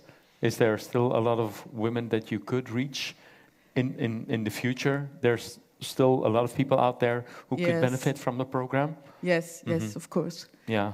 We always change the locations. So we go to the next week we start in a 3rd community with our workshops, and there are always other regions where we go. Mm-hmm. Once they start, are people motivated to stay in the program, or do you sometimes see dropouts? And if that happens, why is that? No. No dropouts. When they convince to start, then they stay. Yeah. Yes. But it does involve some energy, some time to convince them. Yeah. Yes. Okay. Interesting. Interesting question is also this one. How could the Commission better help in supporting your projects? Come on, Pedro or Margaret? Obviously, to be honest, with more financial, always with more money, that's the obviously, advice, more being funds, honest. always. Yeah. No, but seriously, actually, in the way we are going to, with more human support, right? With more direct contact, through, I don't know, some projects. You need to submit the application into our website, and that's all. Yes. But it's better if you have some human contact, like changes, do this, improve that. So yes. Before the selection of after the selection? During the full process. I mean, at the end, yes, we are receiving the money, but it's nice to see that behind that money, it's still someone working with you, right? That you can ask for help, because at the end of the day, if someone in the commission is giving you the financiation, the documents, the templates, is because they know more than you, right? Yeah. So I think it's nice that human connection. So what you would like is before the selection or after the selection, have like a kind of interview, maybe with people from the Commission, or some feedback, live feedback in a talk or a Teams meeting or something? Yes, for example, why not? For example, in ALMA call, each project has a specific coordinator that helps you through the full process. And it's not a short process because it takes years, basically. So I think it's nice to have that kind of support. So yes, could start with a meeting online, could be a conversation, could be an email. I mean, we have the resources. So yeah, understand. I understand. Margaret, any thoughts on that question? I think the best for supporting is to learn people from other European countries, cities, regions who are doing nearly the same but not the same, and to learn from each other and see it on first hand just over there. That's our first study visit with our Bridges project, but it would be very nice to have the opportunity to learn more from other regions, cities, partners before you have these all process, and just look. Well, when I tell you or anyone else, we have an idea of what we are doing in our city and how are the conditions with us. Nothing is just doing nearly the same in other regions, but you can take your ideas and can transform it to your city or to your region or to your thing. And I think the exchange of people doing it, just even the doing people, that is the greatest asset we can have. Yeah, and would the social innovation match database be of any help there? Could you check which other cities or communities have tried to develop a project in the same topic or atmosphere, let's say? For me personally, I think it's better to know people, just not only reading something. Databases are great just to look what could be, but if it matches, and even projects are projects of human beings working together, having a shared mindset of something, wanting to learn from each other. I think databases are great, but you have the opportunity to meet the people behind the database. We're doing that these 2 days, of course, partly, but what you would like is before starting a project, now knowing who else worked on this topic and what can I learn from that up front? Yes, and we've been doing in Berlin for years, till the 90s, European projects, and therefore we have some partners we know from other projects and know the people. And even as there are new people just going out there, just having the opportunity to look how to do it, learn the processes to do a European project, and learn even the language of applications. It's a very special language we have to learn, and to know what to do, that you can do it for all the things, and to have new entities, new cities in this. There are opportunities to talk with some people doing it longer term, and even if you have a very short times to do an application, you have to know each other and how it is to have the consent that is okay, that you are doing all the administration work, and whether it because is done, the application itself is really complex. Yes, and you have to also to do the being with each other beforehand, and know if somebody say it is so, then it is so. Yeah. Okay. Ivan or Michaela or Marco, do you have any ideas about how the Commission could help you even better? Try to make our live and work more easier somehow. Helping connecting with our national strategies, not taking out the money from the work what we do. I mean taxes first. In last 10 years, we pay 1.7 million of taxes with people which we employ, but which nobody want. But a little bit joke. But on the other hand, the strategy of the Europe, I think, is very good if we talk about the working integration and employment.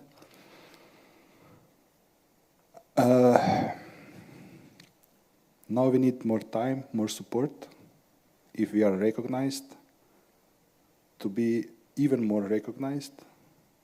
And what do you mean by that, even more recognized? What do you mean by that? Some highlighted newsletters from database to everywhere. More visibility. More visibility, of course. And then I'm not asking for the money. Just don't take us from us the money what we create, or value what we create. And if we possible get some money, because our goals are pretty high, strategic life next year, if say projects in few years, we talk about also billions of money to create worldwide sustainable model which create or have solutions for the society problems, ecological problems, in economical good way. The next question is one for you, Michaela, as well. One of the challenges was traditional roles for women. How are men brought on board to support their wives or partners to engage in the project? We didn't bring them on board. Full stop. Okay. So, but what, I can imagine that some women think, because you started saying in this part of the country roles are very traditional, so I can imagine that wives maybe have to convince their husbands also to take part in a project, or not. Do you try to work on that, or not really? We try to handle it, so we offer our workshops in the morning and in the afternoon, because the biggest problem is the childcare service that isn't. It's not the husband. Existing. It's not the husband. It's the the husband, childcare, because yeah. he's in work and the women depend on them. But no, we didn't bring them on board. Our approach is to make women independent. Yes. Also from their husbands. Yeah. So Yeah. Understood. the biggest problem is the childcare service. Yeah. Which is missing. Yeah. Okay. Marco, how could other countries complement to your research? Yeah, I think what we need right now is more like experiences in using the EASYS in other countries, and more about the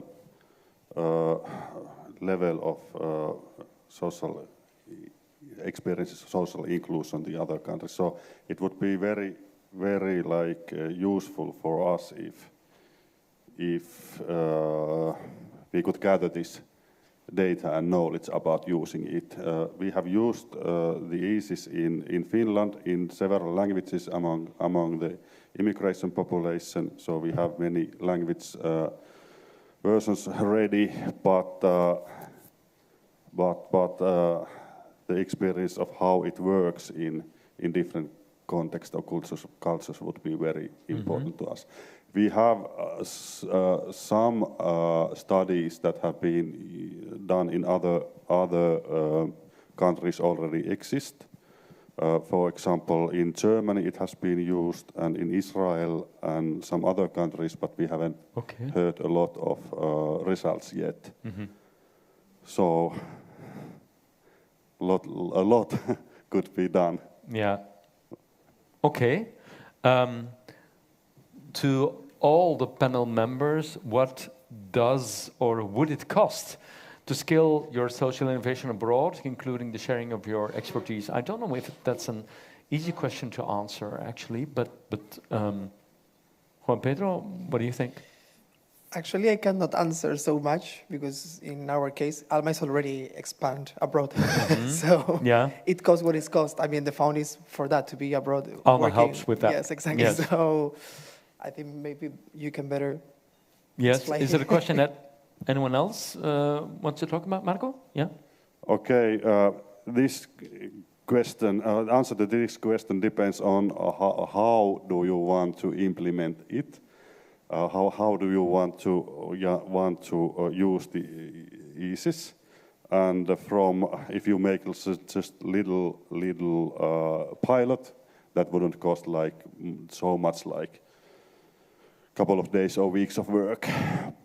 And the other end is, of course, if you want to make a serious study, then you would have to like hire researchers for years and so on.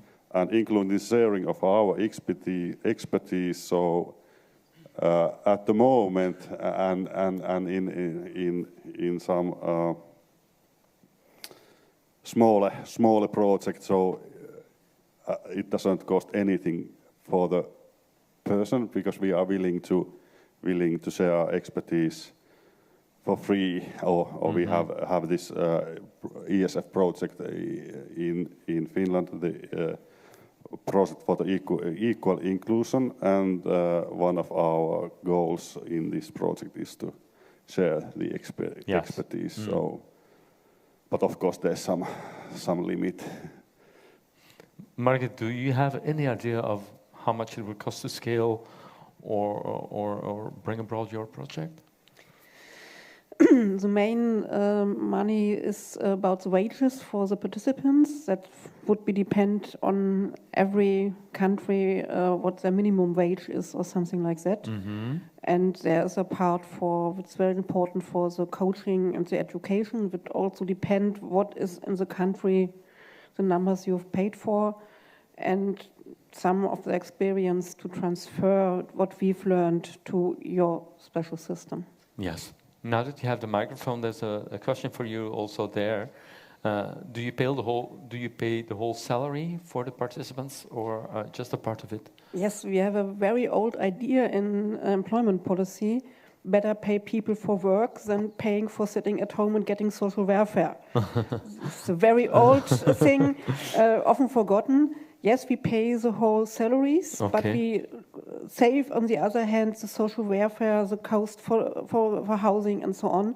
And therefore, on one term, it looks a very great number, but the people get their wages and pay from this just anything like this. And even it's this just financial thing is always a thing in the mindset. You get your own money, pay for your own things, can provide also something like getting a coffee, not thinking about what is the minimum, something told what is the way. Yes, we pay. But it's a motivating factor, of course. But it's not our salaries, perhaps, but it's more the minimum wage or something like that. But it's good for living. Yeah. Another question for you, Marco. Which is the minimum age to use the ESIS framework? What is the periodicity with which one should use the framework? Well, we have very good experience in using the ESIS in the National School Health Survey, which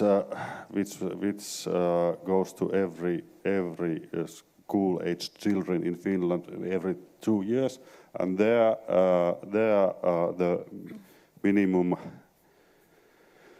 The youngest who have answered this are 14 years old. So, and there it works pretty well. So at least 14 years old people are capable of answering it, and perhaps maybe 2 or 3 years younger also, but that probably depends also on the personal things. And the other question, the periodicity, I don't know if I understand that right, but I think that it means that what kind of period.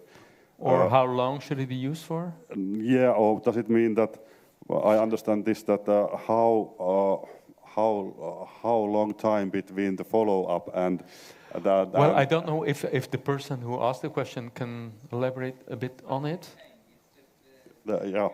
Yeah. Periodicity between the two rounds of questionnaires. Okay. Yeah, that's a very good question which I have to answer very often, and there's no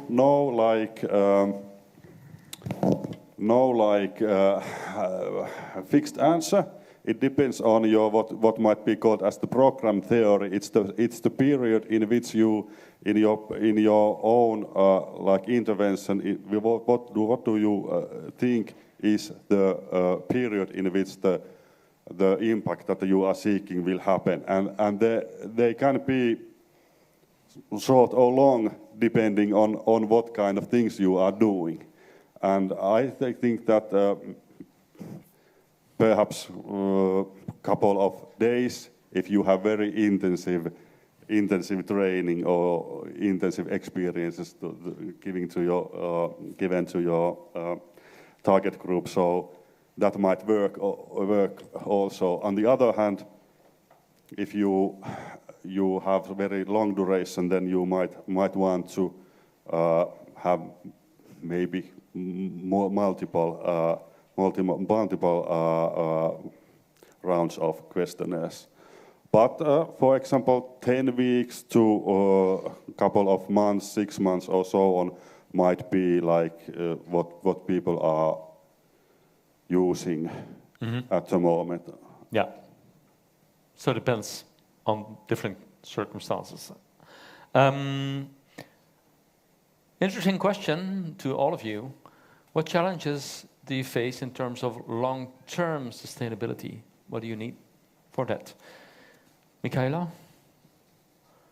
Because you told us that there's a third round now of the project that's starting in a different region. What are your hurdles to keep the project running? I think it's no problem to keep the project running if it is funded. So we always have the problem, we have pilots and they work good, and then the time is over and it doesn't work any longer because there is no money. Mm-hmm. So funding is the main hurdle, okay, for long-term sustainability. Do you all agree, or are there other things as well? First Ivan and then Margaret. I'll say again taxes, because we produce our own money, which we has to give to the state. But taxes, you mean in Croatia then? Yep. National taxes? National taxes. And also VAT, we had to pay 25% on the products or services that we sell to the state also. And these two issues are the most dangerous in our work. On the other hand, also we pay the full salary for the people who until yesterday were who were the state's problem. Mm-hmm. And now we put them into the living, and also we had to pay the healthcare, the every cost which we have to pay to the brutto salary. And this is the tricky thing. So the national framework and national very framework concretely the taxes can be better, but I know it has to be the strategy. It has to be some ways to do that. Okay. And I think it's not so hard because other countries implemented that. And I think that in the near future will be the less public money or funding for the projects. So we had to think some opposite way. And find other resources. Find other resources, I mean, to the private sector, because we all live in some village or town or local area which has some companies which can be also the partners in our works, all of our works. Mm-hmm. Okay. And we all can raise the quality of the living in this local area. And then is for me the main importance. Yeah. Margaret, what are your challenges to keep the project running and to make it sustainable in the long run? I think one thing we have in Berlin a very long tradition, funding essential public services for social innovations funded by employment policy funds. For example, in our public transport system, we have a very good idea, just accompany people, elderly, light disabilities, to accompany through our normal public system to get from A to B, to use not only very expensive other services. Very good idea, anything like it for the elderly and for anything.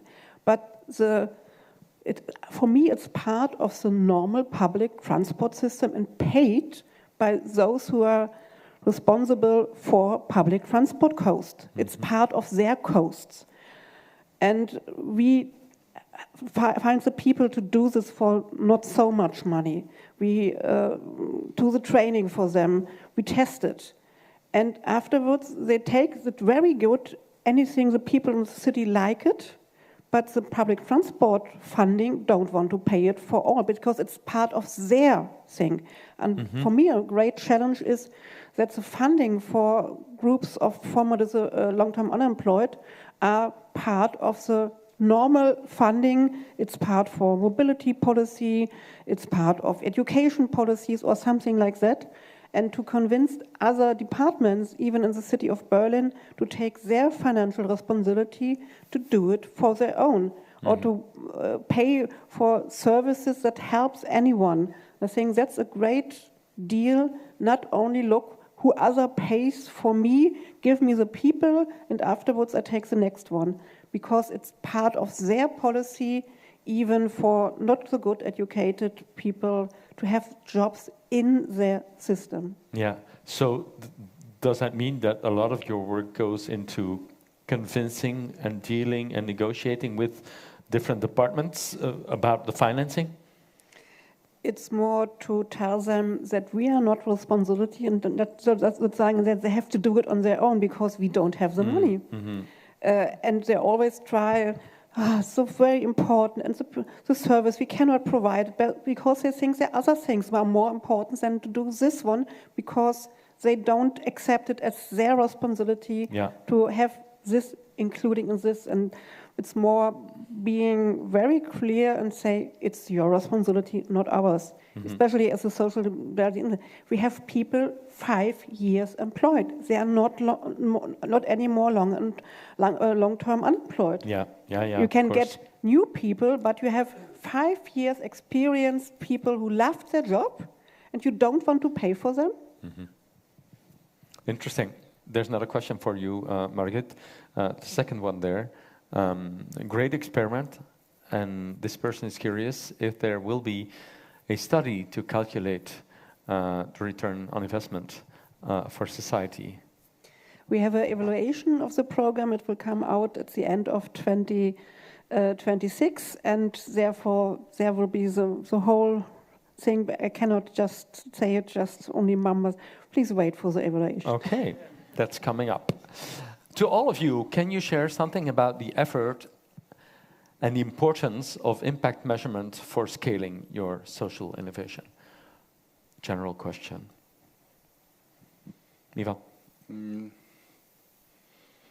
This is one part of doing work, measurement, which can also help, are we good or no? And how are we good? How can we be better? And how our work is good for our society. And it's something what we need to communicate every day, even more and more. And do you feel that the impact of your project can be measured properly? Yes, definitely yes. In every way, in economic, social, and environmental. Yeah. Anyone else on that question? On impact management, measurement? I saw one for you that's been there for quite some time, Juan Pedro. What kind of support organization needs to continue or scale the ALMA initiative in the country? Well, so putting together actually this question with the previous one about the importance of the results, I will say short question, short answer, sorry. Obviously, more funds, more money.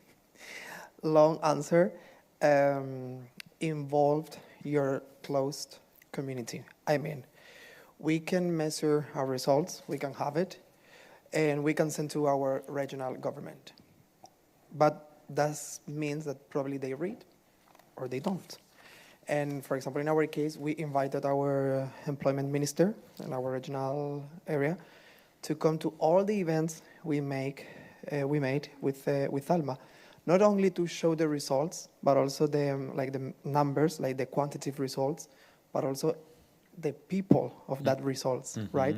So in that way, you are involving your community, you are making more human that project, and you are improving or increasing your possibilities of more fundings or open calls to similar projects. So yes, in general, I can say involve everything you can, because yes, we need the money, we know it, but you cannot go and just ask for the money. You need to prove why you deserve that money or which needs you have on your area. So if with the result you can prove that you have needs on your area that you need to help, probably, we depend on politicians, but I trust at some point at them that they want the best for the population. So. And when you invite them, do they come? What, sorry? And when you invite them, do they come? Yes. Do they often come? Okay. Yes. Actually, the very first time she came alone. Okay. The second time that would be the Minister of Employment of our region. Okay. Yes. The second time that she came, she didn't come alone. She came with people that was taking notes and learning about the program, like showing that they were really interested, like, okay, this is working, how we can implement this. So obviously it's hard to reach politicians, you know, but I mean, we need to try it. It's our job at the end of the day. So yes. Also to do with impact measurement is the third one there for you, Marco. Do you analyze the change in the results as well? Yes, we do. This is necessary if you want to like examine the outcomes or effects. I don't think it can be avoided, and I think it's maybe a little bit tricky. Or many projects or NGOs are doing it too, and there are some difficulties, but some are managing very well, others not so well. But we try to help and solve problems and suggest solutions, which are sometimes believed and sometimes not. Yeah. There's a question for you there, Margit.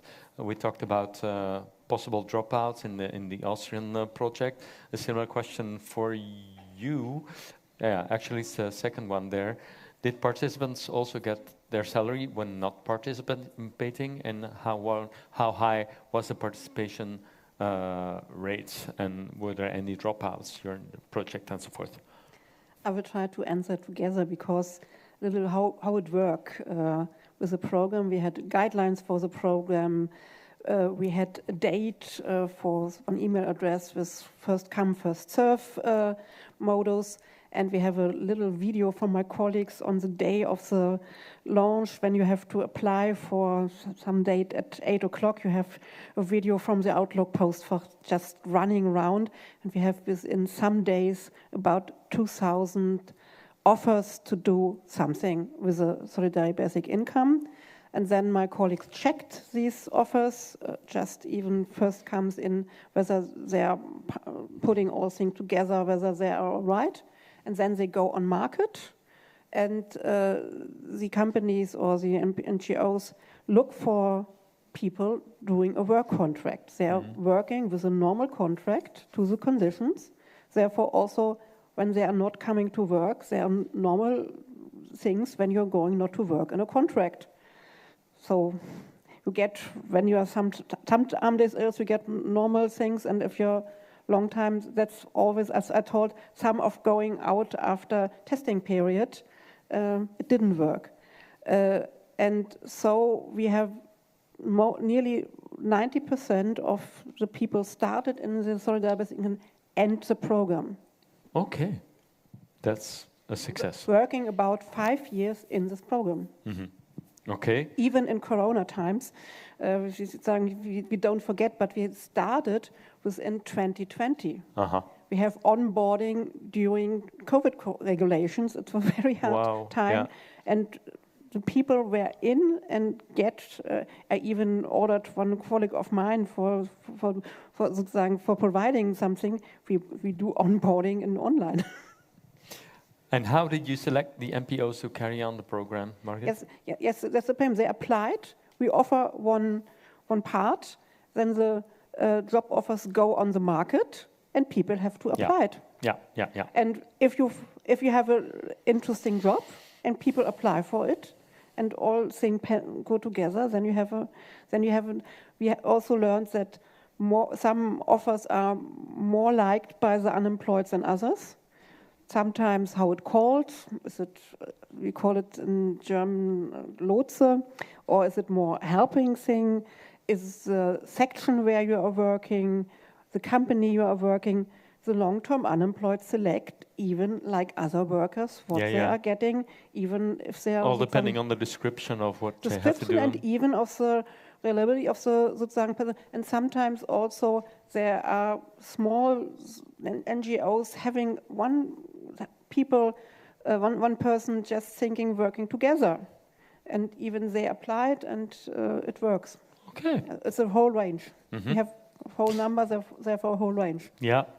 Juan Pedro, are you collaborating with the public sector, for instance, municipalities, social services departments? What are the challenges there? Talking to everyone, convincing everyone to No, but yes, talking to everyone and convince everyone to engage them in the project, because you need to justify everything. We know that. I don't know in your countries, but in Spain, the paperwork takes time. But yes, trying to involve them and try to convince them that they can make profit or social profit of this, helping us. Like, I don't know, for example, I was talking before about the cooking workshop. Obviously, I cannot build a kitchen from one day to night by my own. So we need to talk with the municipality. Can you leave us some space, whatever this, whatever that, and basically be patient with them. But at the end of the day, it's the only way, communication. So, congratulations there for you as well. thank you. Going to another country is challenging for anyone. How did you encourage the needs to apply and empower them to succeed? Well, we need to divide like into groups. The first group will come with the motivation from home because they are expecting to be abroad or to have a change or to have a new opportunity because they don't want to be needs anymore. And then we have the other group that they don't realize maybe how much opportunities can receive with this type of project, and you need to work more with this type of group to build them that motivation and help them how to find it. It's easy. No, that's why we have the preparation phase. Meanwhile, in which we are talking with them, we are practicing with them, everything. Because, for example, some of them is like still 2 months until the departure. I'm gonna quit. I'm gonna drop out. Okay, let's talk about why you wanna quit. Because most of them, it's like I've never been alone abroad, so it's scary, right? Yeah, yeah. And even the very first days on these countries, some of them were crying like, I don't know where I'm at, where I am. So the best challenge again is the most important challenge again is to be patient, to bring them help, because sometimes they just want to be listened. I mean, they just want to be heard, to talk, and to release that that pain or that weird feeling about never being abroad, like never someone gave me this opportunity, never someone trust in me, right? So showing that we trust in them and build that motivation. Obviously, to be honest and to be on the reality, not always is possible from the very first day. You need to build motivation.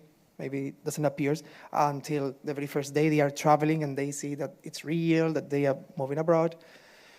So, yes, you need to talk with them, to work with them about self-esteem, self-confidence, and why you don't trust in yourself. I can see why they need a psychologist for this project. Yeah. Makes sense. A very concrete one, the second one there, I think is for you, Michaela. What kind of digital skills do you teach the women? It depends on their needs. We have different women. We start with basics. So we show them tools how to manage home office or to manage remote jobs, what online tools are available, how do they fit to their needs. Also online learning platforms to improve their competences, and also social media. So we ask them, it's a really participatory program. So we look what do they bring, what competences they have, and then we ask them, what do you want to learn? Okay, so it's not the same kind of skills for the whole group. You teach them individually what they need. We have very small groups. We have maximum 10 women in one group. And so we work very individual. And you bring them together according to what competences they have already? Yes. Okay, and what they're lacking. Okay. Okay, interesting. we have to think slowly of rounding up this panel, but I think that the question on top there is a very nice question to close the panel, and maybe I can ask it to all of you. If you had 100 million euros, how would you spend it to create the most and best societal change? Very triggering question. Do you have to think about it, or who has an idea already? Margreet, tell me. I want to try an improved version of the Solidarity Basic Income with more providers of jobs with greater internal labor markets, but also with a very long security, about 5 years. It's very important, we've learned, for the long-term unemployed to breathe, have a guaranteed phase to get over there. And I will try an improved version of the Solidarity Basic Income, and we have lots to do in our city to do with which for now people don't think they can be paid with money, but if the work is there and you know what it is, you find some money. And even in companies, it's often not to hire one unemployed person, but to hire Anna or Khaled or Thomas or something else. You know what he can and what he can do to improve your special things. That's the greatest thing that's always for the companies and for the people and for the societies, for all things doing just. Okay, so if I can summarize, you would use the money for scaling, really scaling big time. Yeah. Juan Pedro? Well, in my dreams, I will finish all the wars around the world, but not in reality. Probably, I will be real aligned with the Agenda 2030. I mean, I will use that money to make it bigger or to also put more scale. efforts to scale the Agenda 2030 objectives. And what would scaling mean then in your mind? If you can dream, where would this go? Probably, I think the most important, education. I think it's the only tool that people has to be independent, to have an individual opinion, but at the same time to be critics with life and with the world that we have. So probably education, because yes, we have in most of the European countries free education or accessible education, but have we the same quality in every school or the same process or the same type of knowledge? No. And if we compare it to other countries outside Europe, less. So yes, I think I will put all my efforts in education for all the youngsters. Because at the end of the day, let's be honest, probably all of us, if we are here, is because of the education we receive at public school, private school, whatever, but because of something. Because probably, correct me if I'm wrong, I'm pretty sure that nobody here is a NEET, right? So that's because at some point we had that opportunity. So yes, I will keep bringing that opportunity to people. Yeah, to give people opportunities. Marco, the 100 million euros are yours for 2 minutes. Thank you. Well, this is a very difficult question because 100 million euros is so small money that you have to think very, very carefully how to use it. And especially if you, if I compare to the large social and health budget in Finland, it would disappear there without a trace. And probably not do anything.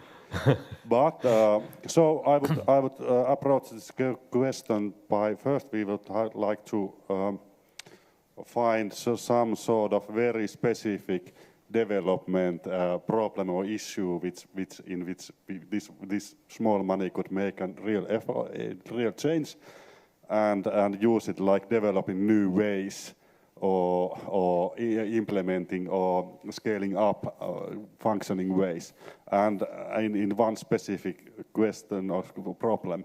And I would think that school-related violence or bullying at school would be in Finland one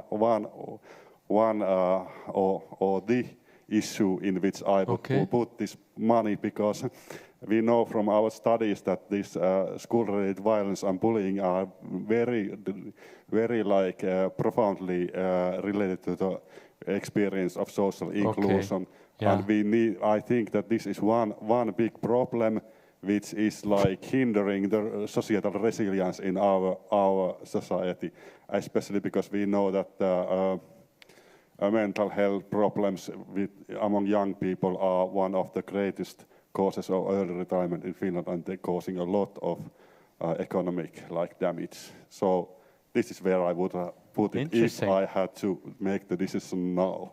Interesting. Yeah. Michaela, what would you do with 100 million euros?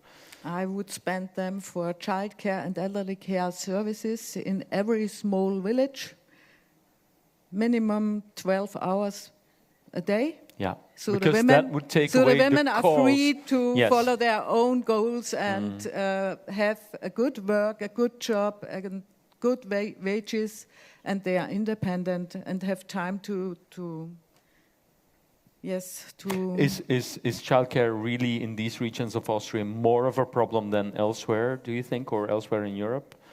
I think in Austria more than elsewhere in Europe. Okay. Yes, we are very, very bad in these things.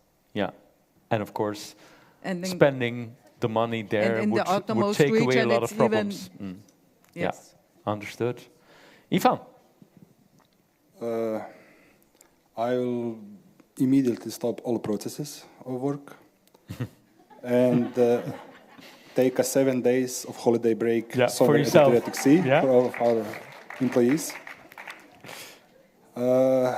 Also for their families. But you'll get tired of the holiday. What do you do when you come back? No. That will be the first thing. The second thing, I know that our workers will have 150% of productivity after the team building and buying our own premises, equipment for our work, establishing of center of working integration where we will produce the workers, which nobody wants. But in our case, we can produce workers for ourselves and also for the private sector around us. And investment in development and the knowledge and the people. That's a beautiful conclusion of the panel. Thank you. Thank you very much for your questions. Thank you, Marco, Michaela, Ivan, Juan Pedro, and Margit. Thank you very much for sharing your experiences with us.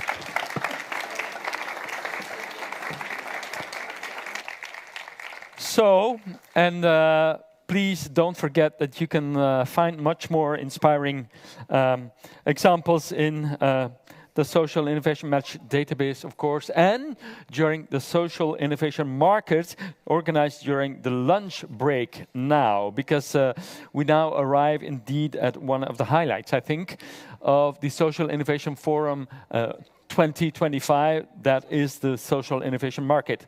This is your opportunity to discover firsthand some of the most promising, inspiring, impactful social innovation projects from the Social Innovation Match database. And today, 15 projects will be showcased here in Brussels, each tackling pressing challenges. The Social Innovation Market is really designed to be interactive and engaging. So you'll have the chance to, first of all, meet the project leaders face-to-face, talk to them, hear about their approaches. Secondly, explore practical tools, methods, outcomes that they develop, that they use, and could help you as well in your projects. Ask questions, exchange ideas, discuss possibilities for scaling and transferring innovation across different contexts. We invite you right away, actually, now to walk around the market on the first floor. So you go down one floor, actually, and each project stand is clearly marked. Please also remember that this is your chance to not only learn, but also maybe give feedback. The projects can learn a lot from your feedback and your advice and collaboration, of course. Again, you are encouraged to share your impressions on the social media using the event hashtag, which is SIF 2025.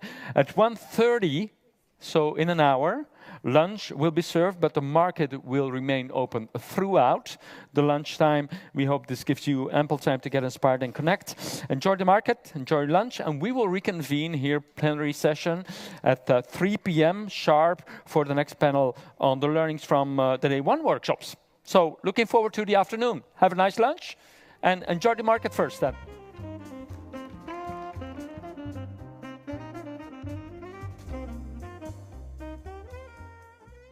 Hello, everyone. We are going to start with the last part of the Social Innovation Forum 2025. So people from the break room are invited to come in and take their seats. So welcome back for the last part of this year's forum. And we have another panel discussion. The last panel, it will reflect on the insights and the lessons from the Day 1 workshops of the Social Innovation Forum, from the perspectives of the activities of the COPs and the ALMA network. And I would like to invite the panel members to the stage. And I'd like to invite Bettine Reuter from the ALMA network, Jörg Markovic from the COP on Employment, Education and Skills, Sofia Lai Amandio from the COP on Social Innovation, Angela Frigo from the COP on Material Support, Amira Bieber from the COP on Migrant Integration, and Luc Zelderlo from the COP on Social Inclusion. Welcome, all of you.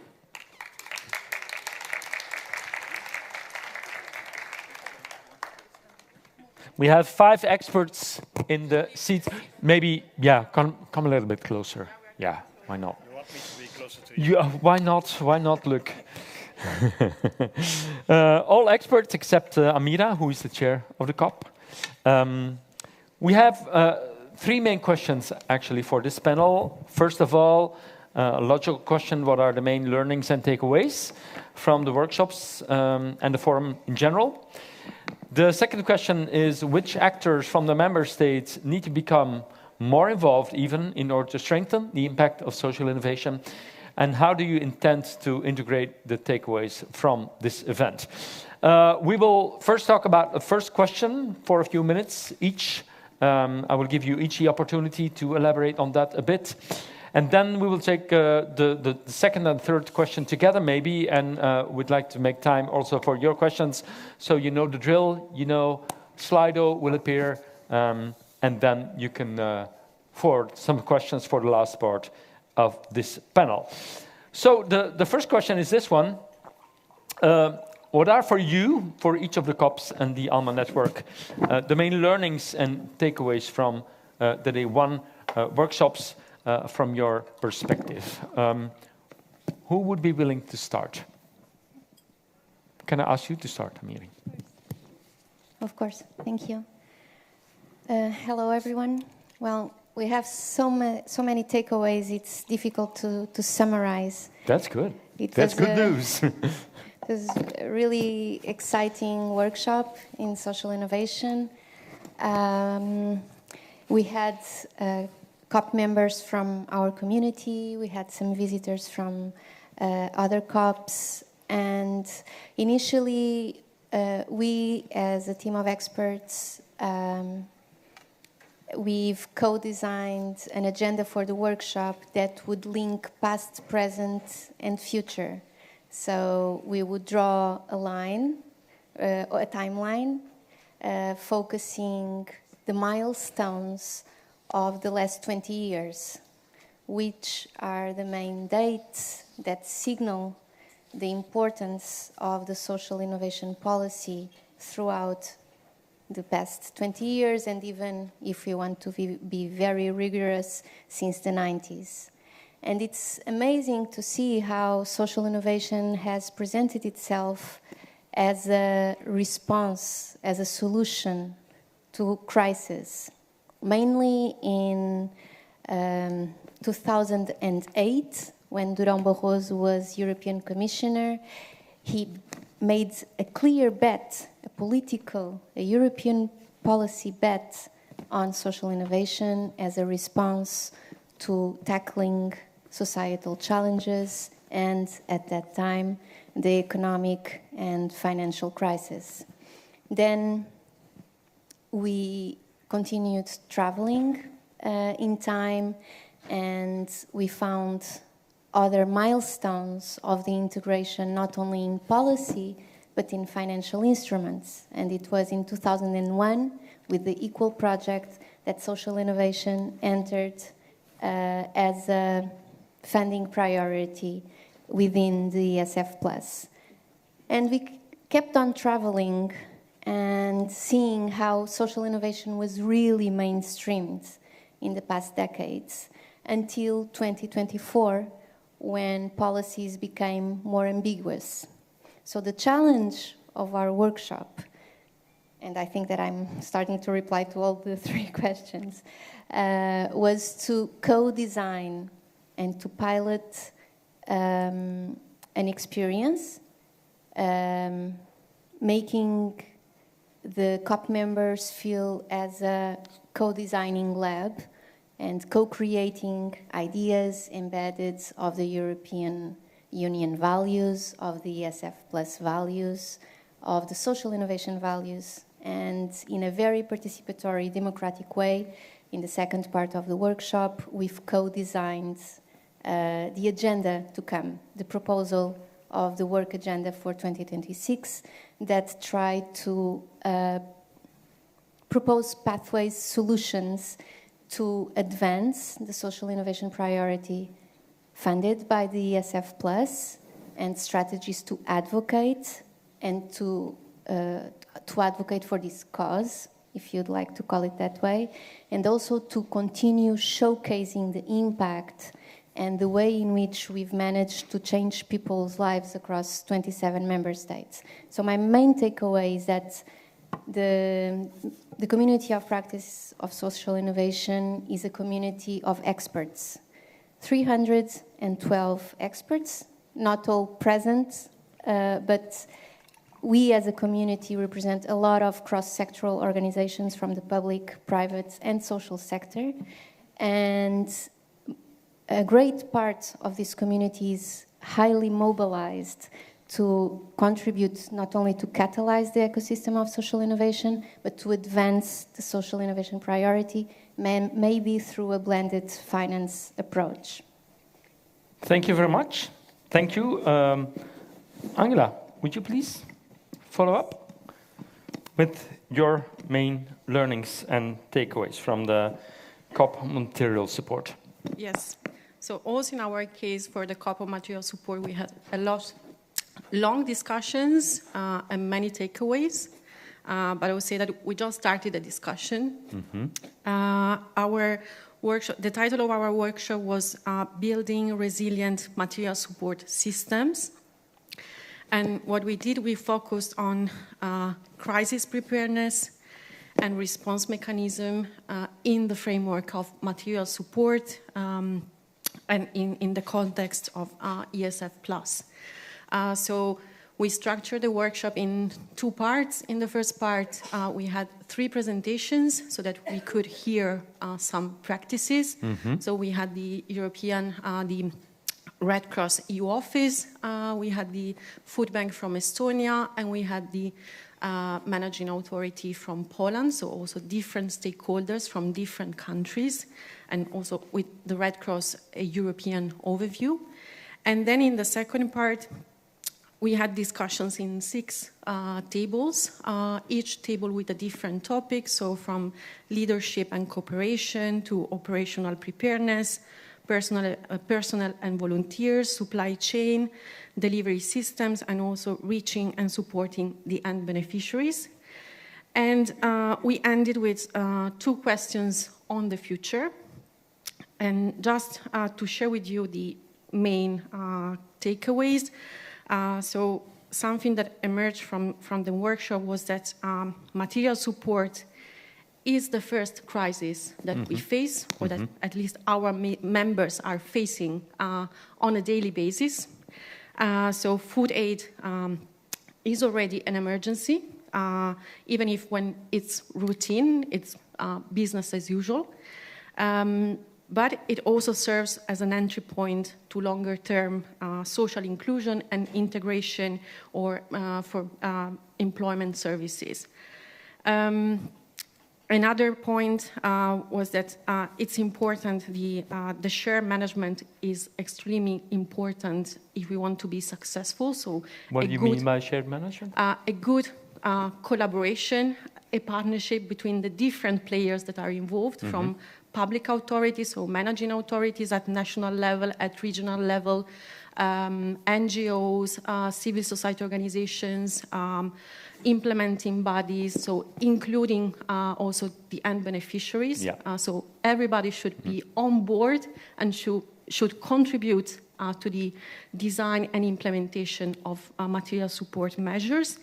And when we look at crisis, and we address crisis with a very broad meaning, so it could be a pandemic, like we experienced in 2020, 2021, but could be also an economic crisis, could be climate-related crisis, so flooding, so could be also inflation, or the influx of migrants from or refugees from Ukraine. So when we are dealing with crisis and material support, the key elements that emerged was that we need clear protocols, coordination and collaboration, again, between the different, so between government and non-governmental organizations. We need a lot of flexibility in EU funding, but also not only EU funding, and also simplified procedures. And a concrete example was that during COVID, there were some, the FEAD, the Fund for European Aid to the Most Deprived, was simplified, was more flexible, so it was useful. And also we discussed a lot on operational essentials, so very also practical elements, so like supply chain management, logistics, stockpiling. Should we stockpile the food? How, which kind of food? Or well, not only food, also what about water or other basic goods? Also the importance of involving end beneficiaries. Another element that was clear was communication. It's important to communicate in a crisis situation. It's important to communicate in a good way, in a clear way, and also the source should be a trustful source. Also the importance of training personnel and volunteer. And something that also was mentioned was that it's important to support the personnel, so the staff and the volunteers. It's important to support the beneficiaries, the end beneficiaries, so in our case, the most deprived. And it's also important to support the families of the personnel and the volunteers that are helping during the crisis. And the last point, so we had these questions on the future, and we ask if in the future should we have a specific fund to provide material support during a crisis, or should be included in the traditional material support? And it was a question, yes and no. And I can share that it was a close race. So there was no consensus? Not at all. So, and I'm also starting to reply to the other questions. So we will continue the discussion for sure. Yeah, perfect. So perfect. There's a lot to discuss. First, I'm turning to Jörg from the Corp of Employment, Education and Skills. Please. Yeah, good afternoon. Well, first of all, I'd like to clarify that it should be Agatha Schale sitting here, who is the lead thematic expert, but unfortunately she had to leave earlier, so it's me replacing her. Well, for the workshop yesterday, I think we learned a lot, because we had really a very unique opportunity to catch a glimpse of the future, how the job market and the training market will look like in 15 years. I don't know how, but by some accident, a time traveler has left a magazine in our workshop room, which was published in the month November 2040. Yeah. So we took that magazine. Unfortunately, there are only 2 copies left. So if there's anyone interested, I can share one, but the other one I will keep because that's really special edition. So the first hour we used by studying the articles in that magazine and to learn what the future holds for us. And from that experience, I think we learned, for example, that nurses and care workers in the future will work side by side with care bots, allowing them to focus much more on empathy and human connection than they can do today. We also saw that painters no longer have the risk of injuring their backs and are able to work longer because heavy manual tasks are handed over to so-called cobots. Well, this frees them then to spend more time with their clients, to use more their own creativity. And we also learned, for instance, that AI is incredibly effective in identifying hidden talents of workers who need to reorient themselves when they become unemployed, often, by the way, due to AI itself. So this is the flip side of the coin. So we went through all these stories and came then up, I think, with two key lessons. And the one was that soft skills like empathy, communication skills, creativity, all the sort of transversal skills, as we like to call them as well, will become even more important than they are today. Now, that's perhaps not a complete news for you, and don't get me wrong, I think soft skills are already very important today, but I think what we learned from those stories is that we will have more opportunities in the future to use these skills because we've been freed from other tasks. And the other, perhaps not so good news was the insight that our training system and also public employment services are far from delivering that type of training which is actually needed. So these were our 2 key lessons learned, I would say. Thank you, Jörg. Very interesting. Bettina, please, from the ALMA network. They're on normally, the microphones. Should be on. Okay. So good afternoon also from my side then. Our workshop here, ALMA workshop, was concentrating on evaluation. And thank you very much, Jörg, for your intervention now, because it's a very, very good starting point with the soft skills and highly individualized services, because I think we are in the happy position that with the ALMA projects we can provide it. So, but back to the workshop. So, we were concentrating on evaluation, and evaluation, of course, is crucial for ALMA as it is for all social innovative projects, because if you want to scale that up, you have to show the good results. Otherwise, it won't happen, and ALMA wouldn't be here on EU level if we couldn't have shown with the previous programs of TLM Mobility and the German EDA program that it really works. And this is called normally the hard indicators. But the question is, what the hard indicators do not show is, of course, why these results were achieved. So, for instance, for ALMA, coming back to that initiative or project, is why it is it the mobility? And we think it is the mobility part of the project, and we have an assumption why it is the mobility part, because it takes people out, vulnerable people out of their normal environment, which often is not supportive. All of you who work with vulnerable people will know that.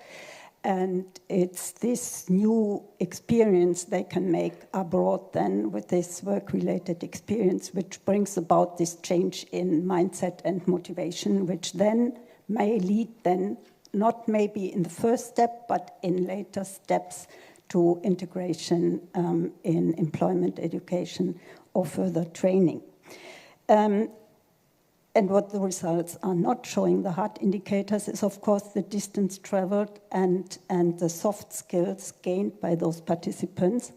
increasing their employability, increasing their abilities for all days, competences, which are not measured if you look only at the results. And this was the reason why in the ALMA network we set up an ALMA subgroup on evaluation, and the workshop was part now to share the results of 1 year work of the subgroup evaluation, ALMA subgroup evaluation, with the network and with other participants interested in our workshop. And it started with an overview on different evaluation tools, questionnaires, measuring soft outcomes from inside and from outside ALMA. And it also tried to identify some strengths and weaknesses of those tools. And these were then accompanied by examples. We had one Greek example from external evaluator evaluating this, the Greek pilot ALMA project from the central call, which was used then to scale up the pilot project to 3 regions in Greece. So this was an example for using evaluation hard indicators to scale up to show that it works really. What it doesn't show is how the components of the project, how the competences were measured or were achieved. And therefore, we had some other examples, one from Pobal, from Ireland. They have a very good case management tool for measuring distance traveled from participants, which is a tool which will be repeated over time so that also the participants can see their progresses there, which is very much appreciated by them and increases the motivation, not surprisingly.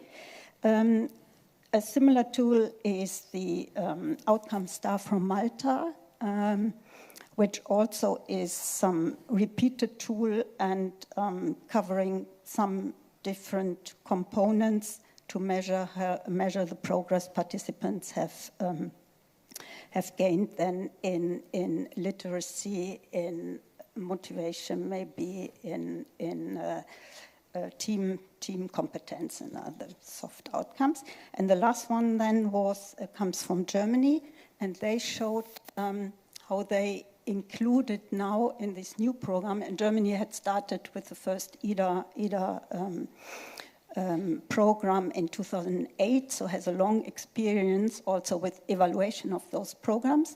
And there it was interesting to see that at the beginning the project operators were additional to the normal ESF indicators, were carrying out developing questionnaires for participants to capture these soft skills they gained. And that was so convincing that in the end, this was taken up now in the official program evaluation of the German Juventus program. Okay.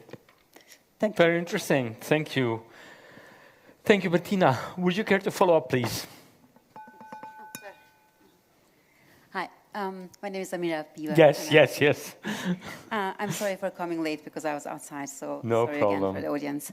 I was in charge together with Erika for a migration cup, and we tried actually to humanize migration and also to show that migrant is not the homogeneous group. So giving the impression of different ways of migration, different intentions to come to the Europe, but also accessibility of the services for different people. It was very interesting at the beginning to see how different we perceived migrants around us. So we had like 4 tables discussing different accessibilities in the services.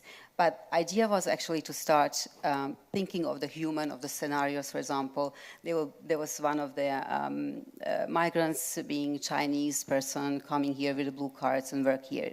And then you have Syrian refugees, Ukrainians.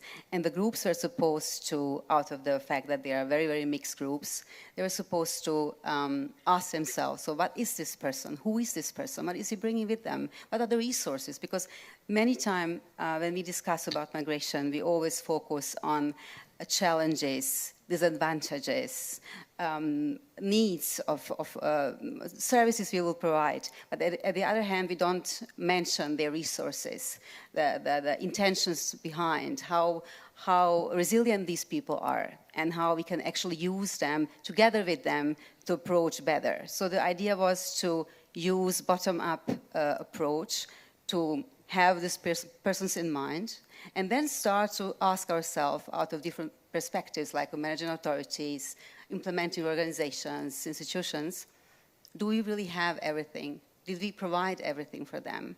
Do we provide for them? And is our system made for all different stages of migration and also different migrant backgrounds? It was very, very interesting to see results. And then in the second step, audience or groups were asked to provide, let's say, calls or criteria that might be fitting into the results that they had before. So if we will create a call as a group, what will be the, I don't know, criteria, target groups, and topics you'll like to tackle? So from our side, we were able to see if the states, countries are resilient enough or not, and what are we people on the ground actually facing every day. Mm-hmm. So what needs to be changed?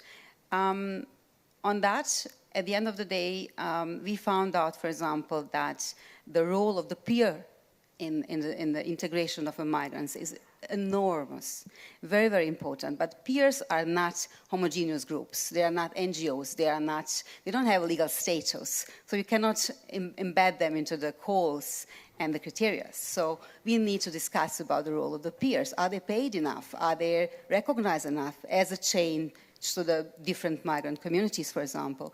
Because it's very difficult to reach some of them. That was the very first thing. The second thing was also discussion about the role of the community. So hosting community.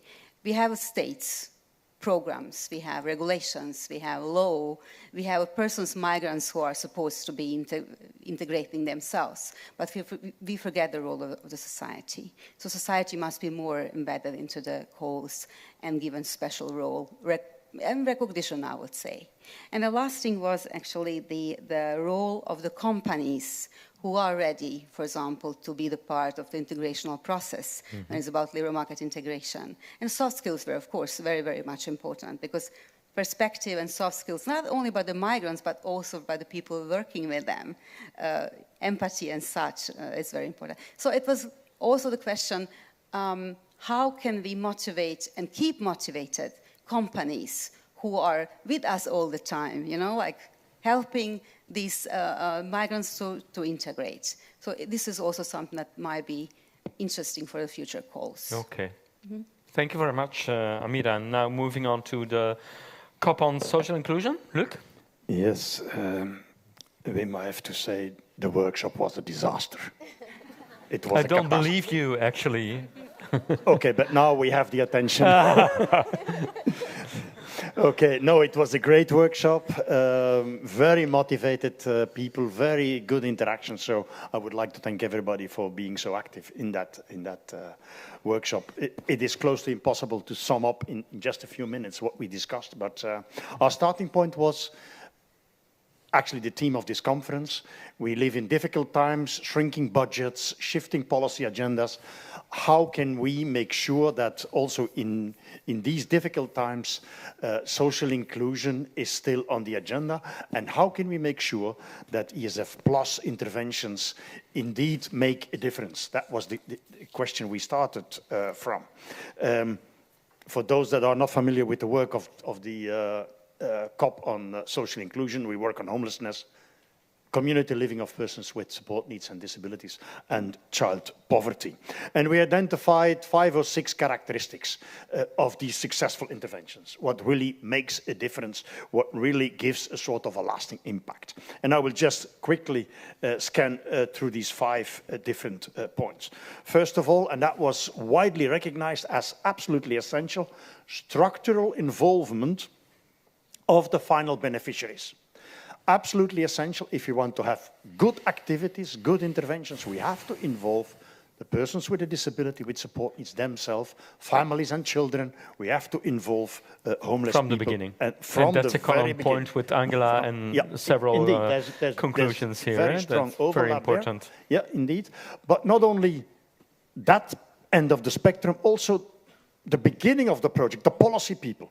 They also should be involved so that we can come to agreed agendas. Shared vision, agreed agendas. That's the first point. Second point, impact measurement. And my colleague here will be happy hearing that. Indeed, impact measurement is absolutely essential. But not the impact measurement in terms of box-ticking exercises for managers and for those that want to register everything in detailed Excel sheets. No, real impact measurement and feedback loops throughout the activities, throughout the projects, so that we can adjust and fine-tune, adapt to changing needs. And that's the third point, flexibility to change to changing needs, changing situations. Third point. Fourth point, actually, interventions should be based on, should be policy-based. They should be based on the agenda that the authorities have, that the European Union had, the European Commission has. But, and there comes a very difficult point, quite often innovation is outside of that box. And how can you allow very small actors, for instance, that quite often are very innovative, that do something else than what the politicians want them to do, and they bring new ideas, new approaches, new methods. How can we facilitate that as well? How can we organize things in such a way that we don't lose the creativity of very small actors or very out-of-the-box thinking actors? But policy-based is important, otherwise long-term impact is very, very difficult. And then last but not least, it should be there should be a systemic approach. We really have, in the future activities, we have to look at the system and see how the activities can change the systems. And that should be built in the calls, so that it is not something that comes at the end of the project, that we start thinking about sustainability at the end of the activities, but from the very start. How will we mainstream the findings? How will we have an impact on what is happening in the mainstream? The entire discussion, in fact, leads also to another conclusion. And the other conclusion is that where in the past we maybe focused quite often on caring and curing, that we should shift towards, first of all, we need a focus on prevention. Prevention, prevention, prevention. So we have to change the logic. In the past, care, cure, prevent. If there was money and time left, prevention was the last one. We should turn that upside down and first try to prevent, then think about curing, and then care. Can give 2 examples. In the past, homeless people, our first approach was shelters. Shelters, and then when the people are in the shelter, then we will see how we can cure and see how we can train them to bounce back into the labor market or back into society.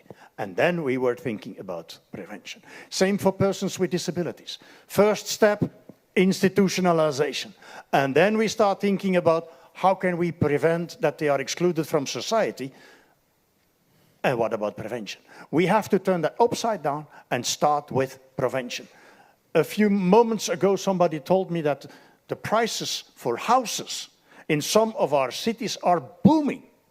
Now we can say, okay, let's cure it.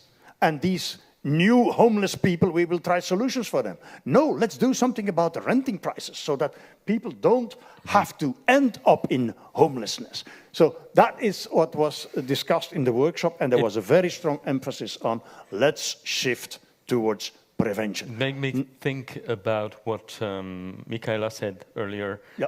If you have childcare in the whole region, there will be less problems for women to get a job.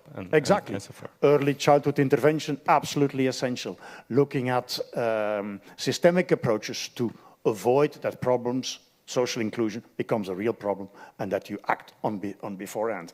And I think that is important because also it is less expensive. And if we have to do with less budget in our field, in the social sector, then that's also, I think, a very important element. But that is what we discussed. Okay, one small question maybe. Can you have as much impact as a social innovator on the causes than on the remedies? Do you see what I'm saying?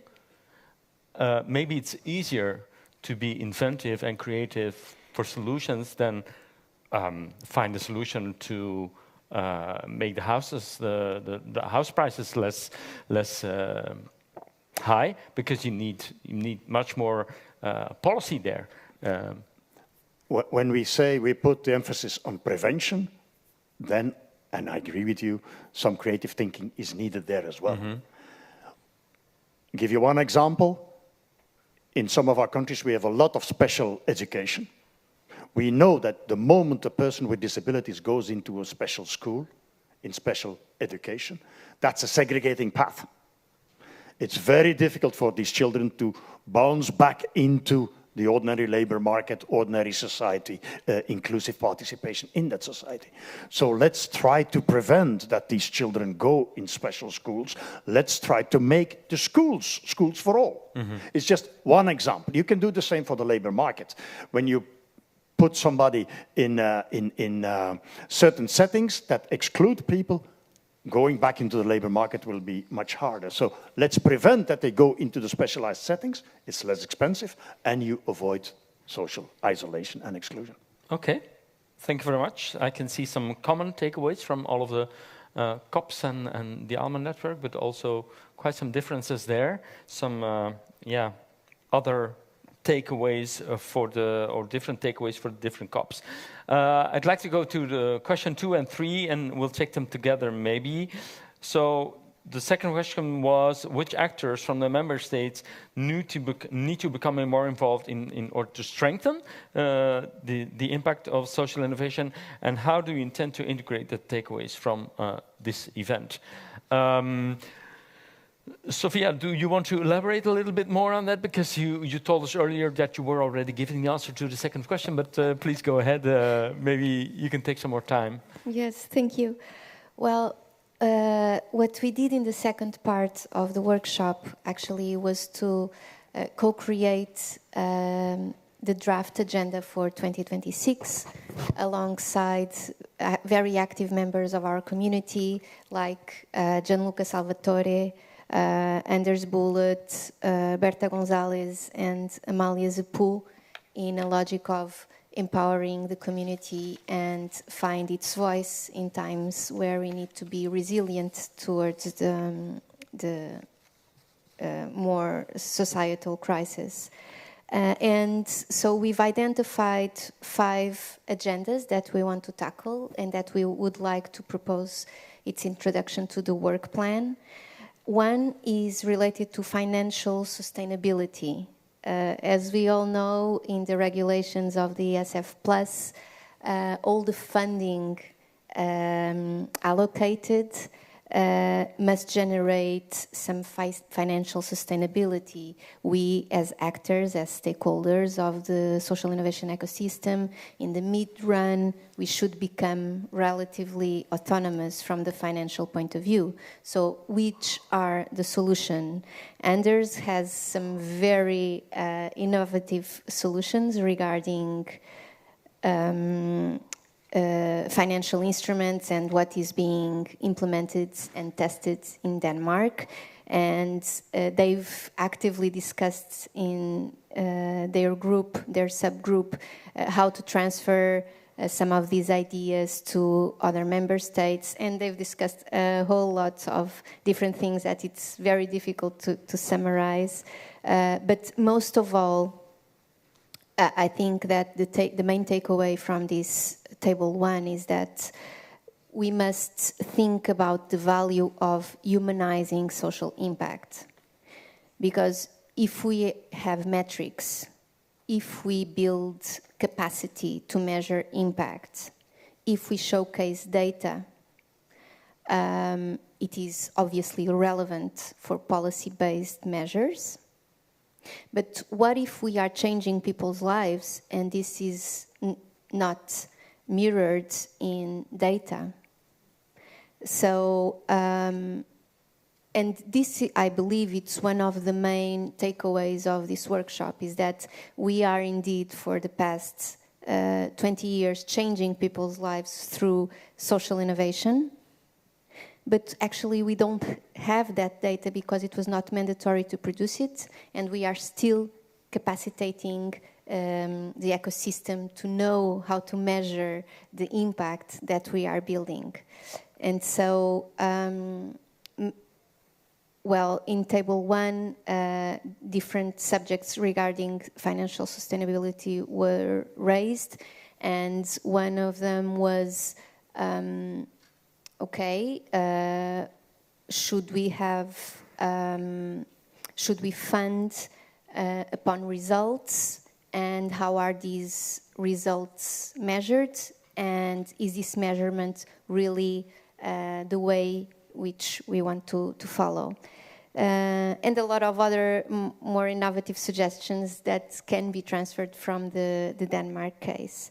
The second agenda was related to the European Pillar of Social Rights. As you know, in 2017, the European of Social Rights was published as a blueprint, and social innovation has a very relevant role in these blueprints and can contribute actively to the implementation of the European pillar. But we have to think ahead, and we have to think how to advocate for the continuity and the advancement of social innovation within this blueprint by continuing to showcasing examples, empirical examples of social innovation changes promoted by social innovation. The third table tried to demonstrate how we can look at the ecosystem from the system level point of view and not only through the individual point of view. And Gorka Espiau and Berta Gonzalez discussed in their table the portfolio approach and how can this help the national competence centers to analyze risk management, financial sustainability, and social impact at a more systemic level. The fourth table, led by Thomas de Groot, promoted the discussion on scaling social impact, metrics, and how to connect these two worlds of expanding and internationalizing and replicating projects to another scale, and how to assess that. And finally, the fifth table, it was a very heterodox debate on social economy.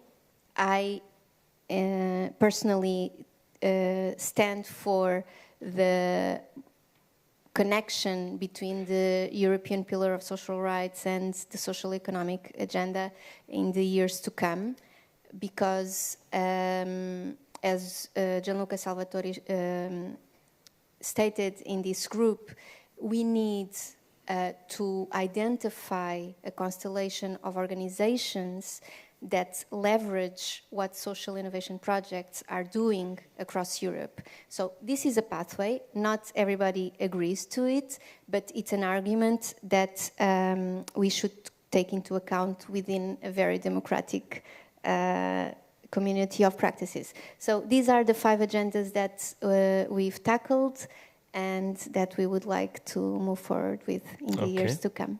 Thank you very much, Sophia. Luc, I saw you wrote something down. Is there any accordance between the answer that Sophia gave us and what you wanted to point out? Yes. While most of the participants were enjoying wine and maybe the little aperitif yesterday evening, the COP Social Innovation and the COP Social Inclusion were together working. Hard work. Yeah? Without wine or beer or whatever, just water. And we decided to organize 2 events, actually. Okay. In November, we will do an event on social impact measurement, and they will do the boring stuff. The COP Social Inclusion will do the more interesting stuff. Joking. Oh, okay. No, we will discuss. So you will bring food and drinks.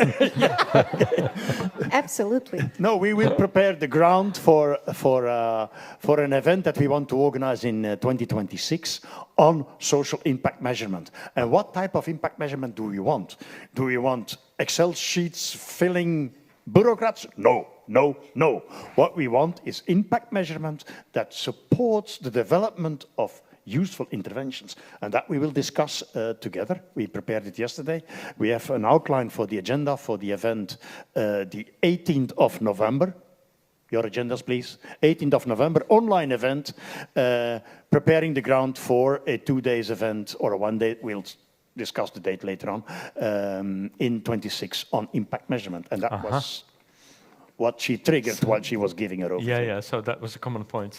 Good to hear. Who wants to follow up with the answer to question 2 and 3? Jörg, maybe?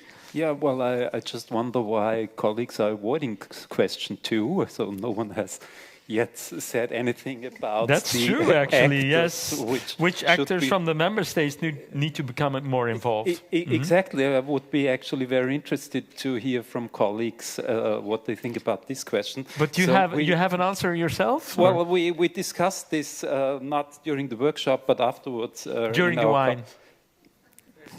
Sorry. While they were drinking and we were working. What I had yesterday. So, okay, now we don't talk about that.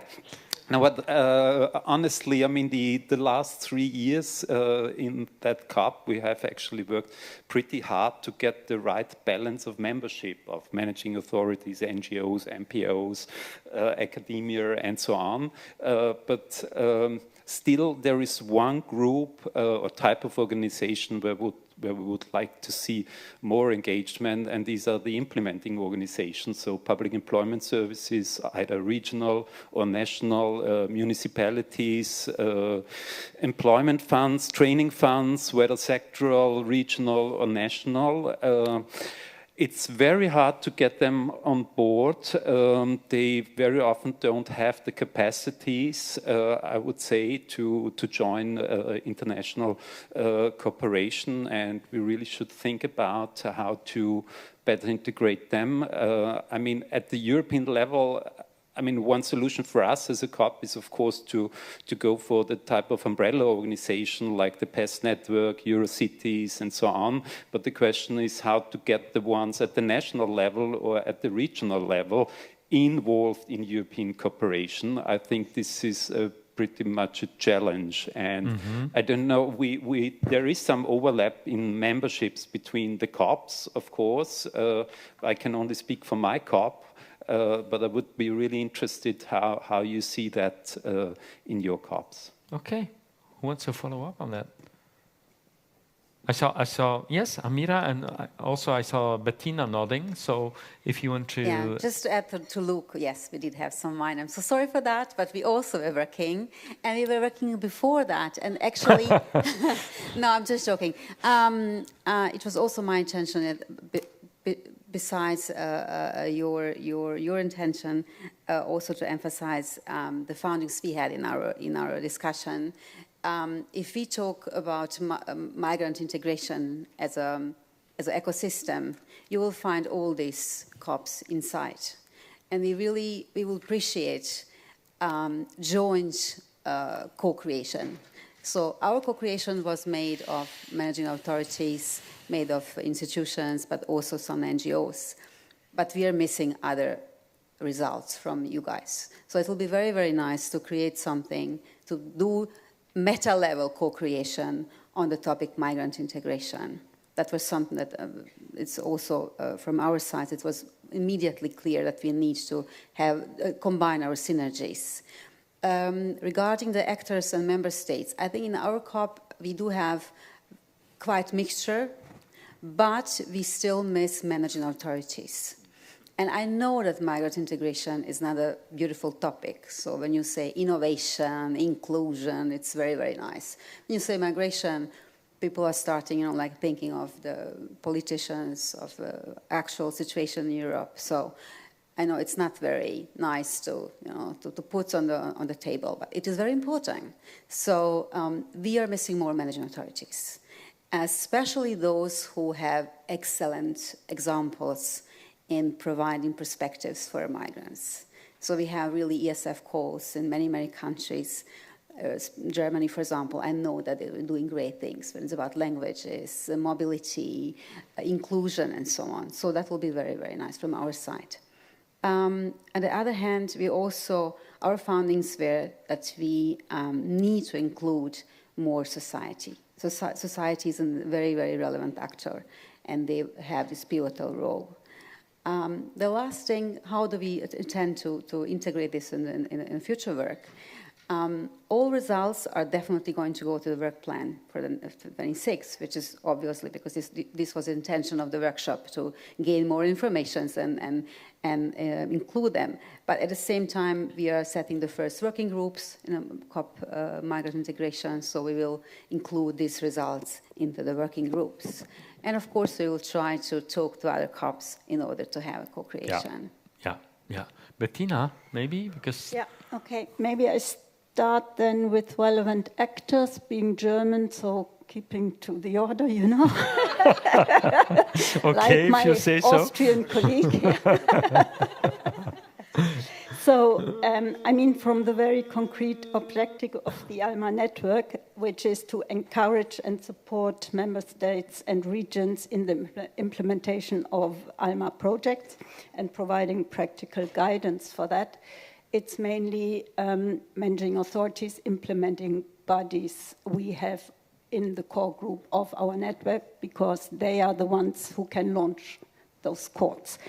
And so far, we have about, hope I'm right in the numbers there, in 9 member states regions, ALMA projects are up and running, or calls are launched. Several further ones are planned for this year, but there are still some member states regions who have ALMA in their ESF operational program mentioned, which are not members of this of the ALMA network so far. So there's still some work to do in kind of promotional outreach for them. We have, I mean, since the ALMA project require a very, very sustainable and good transnational and regional partnership, because if you send vulnerable groups abroad, of course you can rely on your partners. So on the ground, that is very good that all relevant actors are on board, and this is different in member states, of course. So for instance, for reaching out to the needs, in Germany, it's the job centers, because they are normally registered there. That's very different, for instance, in Czech Republic, where it's more than NGOs having the contacts to this target group. And what we experienced is that some members who when first launching ALMA calls or an ALMA project, have difficulties then, or asking how can I find these projects who have the competences to work with this target group, or that they have projects, how can they find the target group because they don't have the contacts to them. So we are thinking about, and maybe that is already one topic then for the next work program as well, how we can better maybe support them in identifying that. And maybe there's, I don't know, umbrella organizations for NGOs which could be then invited to the network, for instance. So just see how we can improve that, thing. And the other, and it's linked already also to the future work, because finance is one of the big challenges still constantly discussed in the network, because we have this ALMA Delegated Act, which is a brilliant idea, but doesn't fit to all target groups, especially the vulnerable ones, which are very, very different. This will accompany us to the next year as well. And especially what you said, Luke, some minutes ago, we were thinking it should be in line. So if we are checking or developing financial schemes for the ALMA projects, future ALMA projects, it should be in line with the general plans of the Commission in terms of finance. And there the FNLC, of course, is a big issue. And this would mean then that we also have should be in close contact with the European Commission. I must say, we had very good support then from the colleagues here from the unit dealing with finance from ALMA, who were joining our subgroup on SCO. We also have a subgroup on SCO, explaining and exploring with us how we can adjust this to ALMA-specific needs. So this is then and last not least, yesterday in the workshop, there came the question here, it's always the question involve beneficiaries or end users. And when we were talking about these questionnaires being prepared by project operators or organizations measuring these soft outcomes, there was a question if beneficiaries, participants were involved in deciding on this questionnaire. And so far it was answered that this is normally, it's the organization deciding on that, but since ALMA is this very highly individual project, they are in very close contact and it's a face-to-face meetings all over the time, so it's kind of commonly developed. Okay. Okay. Luc, you wanted to follow up on that, and then after that I'll go to Erika. And I first want to express a firm disagreement with a word you used, soft outcomes. When we have positive outcomes for people, we call them soft outcomes. And the hard outcomes is then about money or what? No, the hard outcome is that we have better lives for people. That is what we want. So that is a hard outcome. Sorry, I'm just joking, but in fact we should change our thinking a little bit, I think. My look at who is missing is maybe not as well structured. I'm from Belgium, country of surrealism, so we go a bit more chaotic. But I was thinking before lunch at the 100 million that we could imagine to have, and I agree with the Finnish colleague, of course, 100 million is nothing when you look at the budget that we spent in social protection schemes and social service and so on. But the 100 million might be enough to bring together ministers, government leaders, together with end beneficiaries.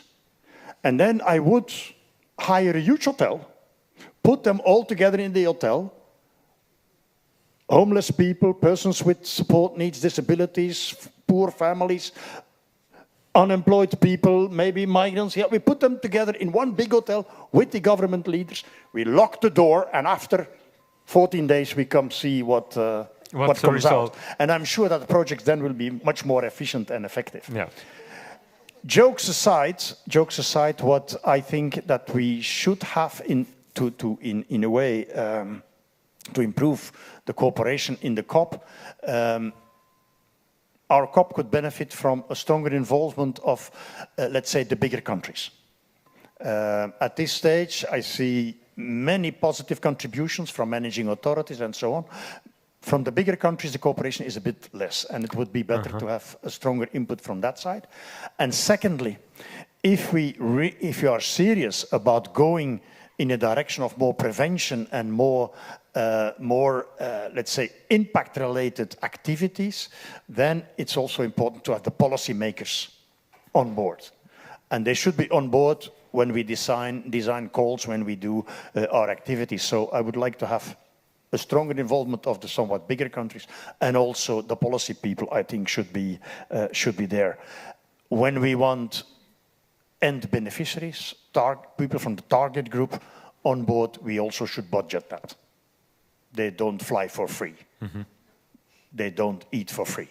They don't go to hotels for free. So we should budget that so that we can involve them and can work with them in a correct way. Okay, thank you very much, Luc, for your intervention. Erika, may I ask you maybe what you have written down as an answer for question 2 and 3 then?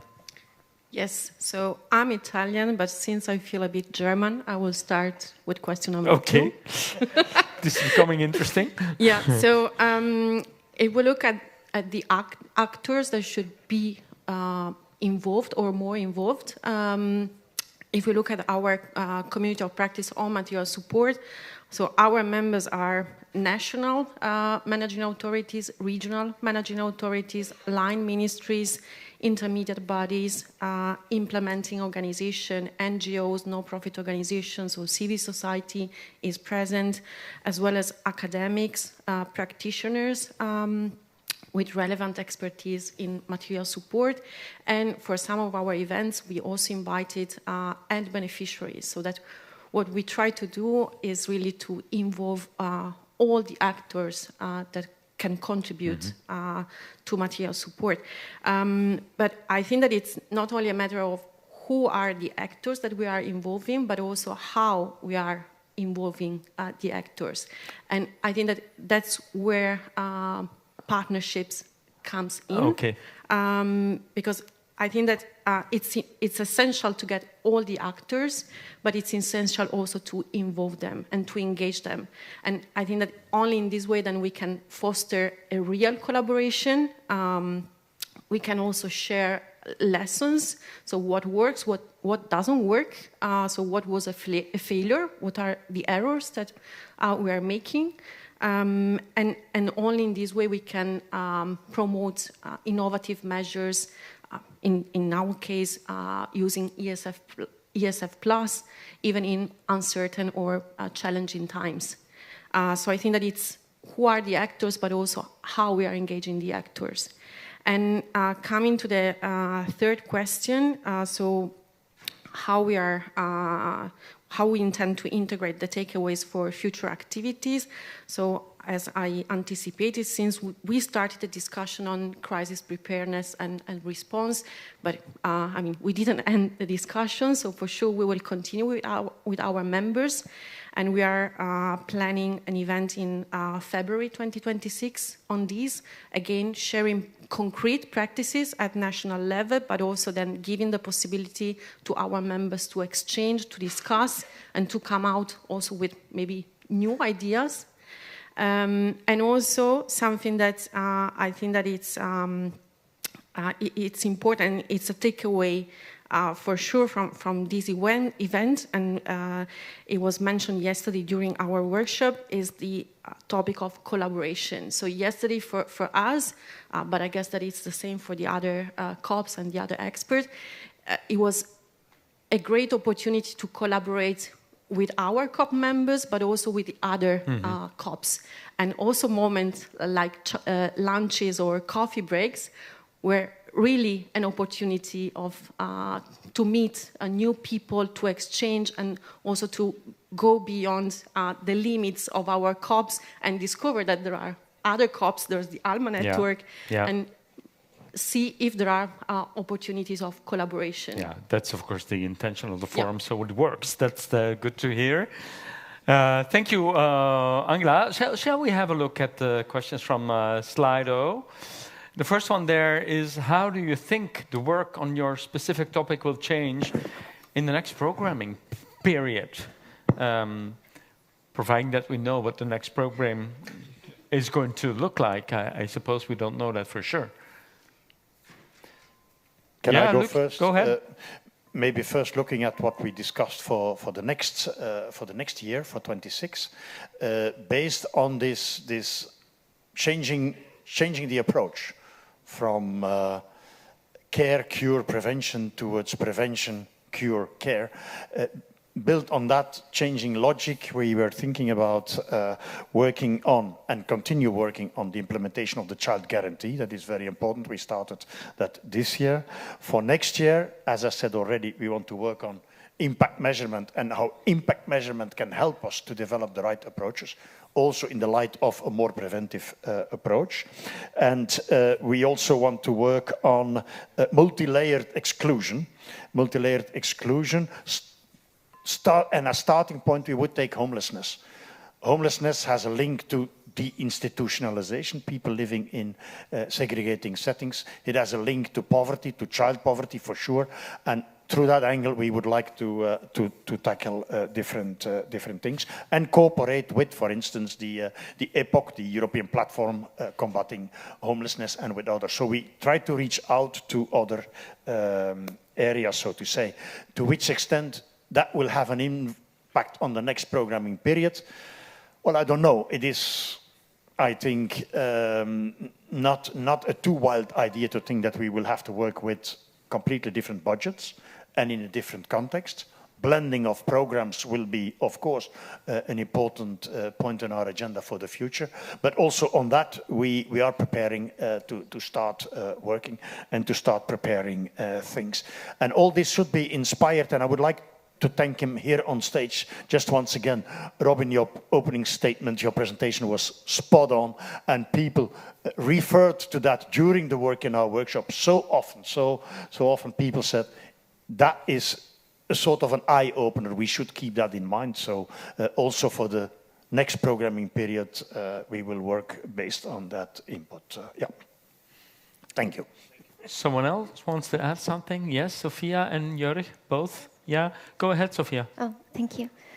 Well, how it will change in the next programming periods, as you said, we still don't know. Mm-hmm. But our keynote speaker from yesterday, one of them, Jeru, very inspiring. She has a very inspiring text about resilience, where it's proposed that the community should find its voice in resilience in times where we should be resilient. And so I think that it's not settled yet, that it will no longer be mandatory that all member states have a social innovation priority within ESF+.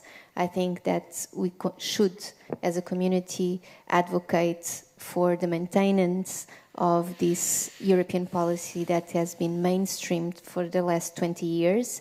And if we stop it now, we will have a policy design that does not match social impact. Because to reach impact, we need long-term policies. And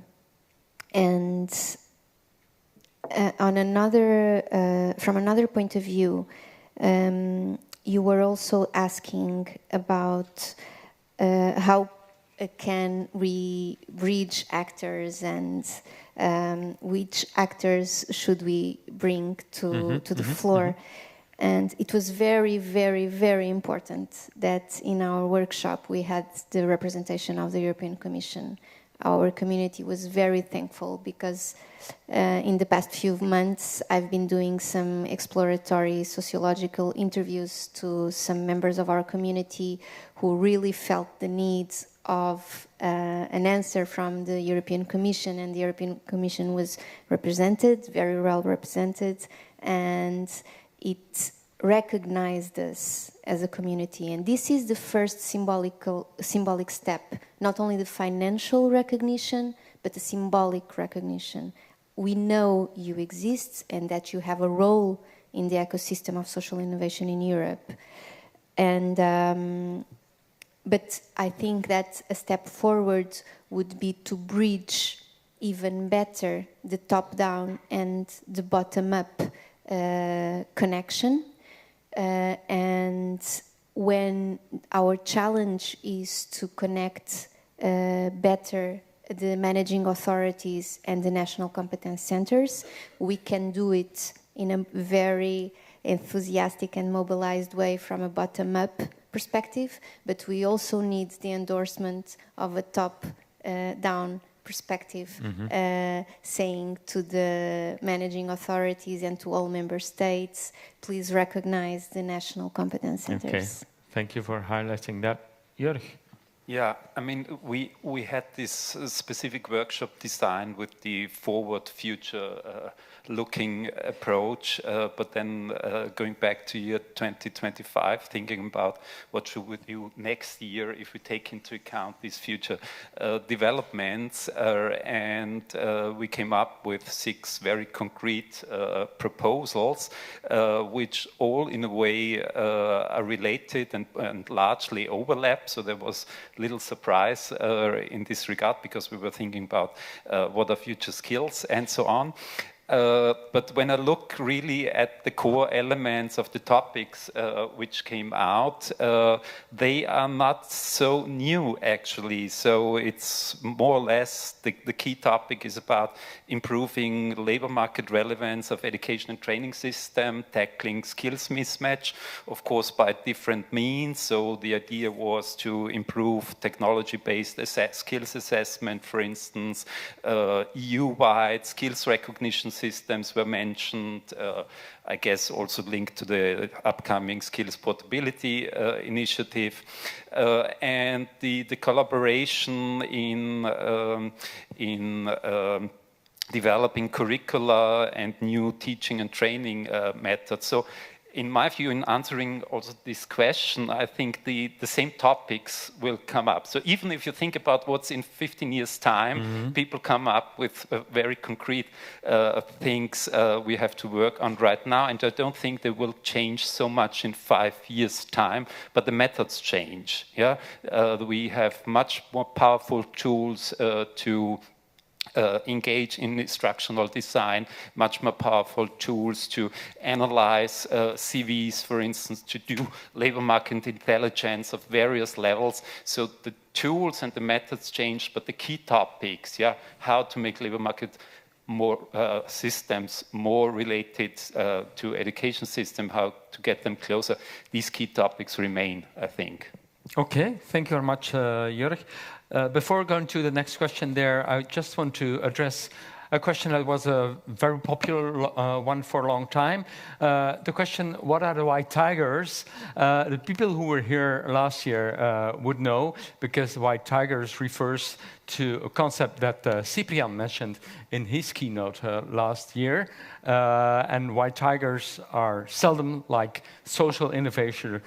Innovators are also rare. That's the whole point. And is Cyprian still here?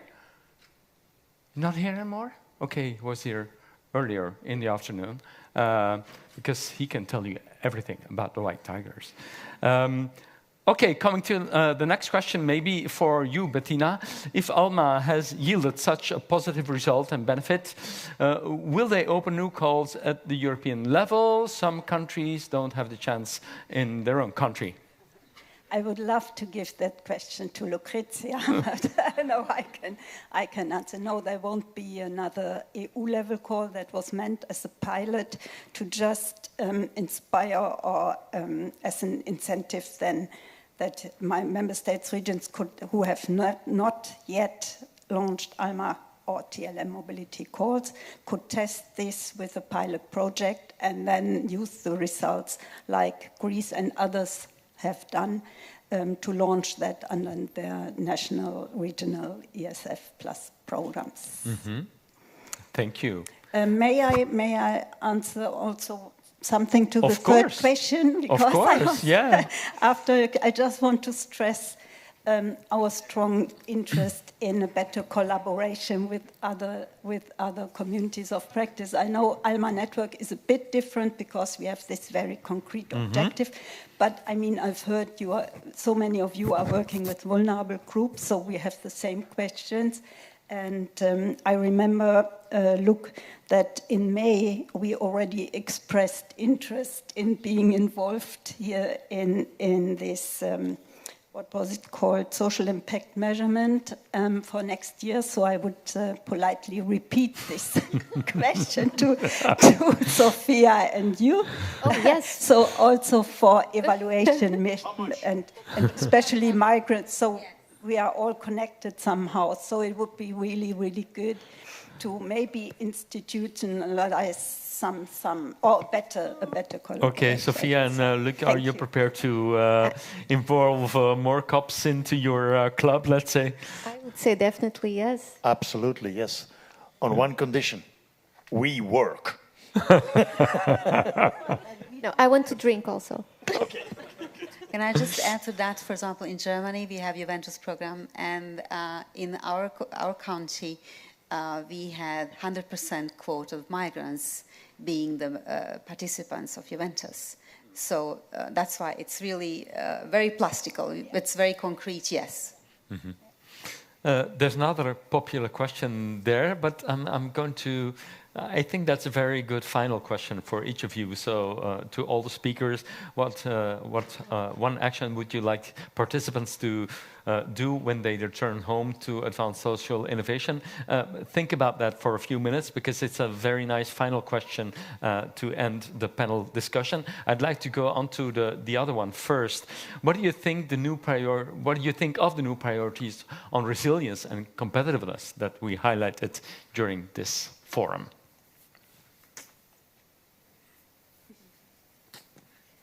Can I go? Sophia, please, yes. Well, I think that competitiveness and resilience will be best implemented if they are inspired by the social innovation assumptions, definitely.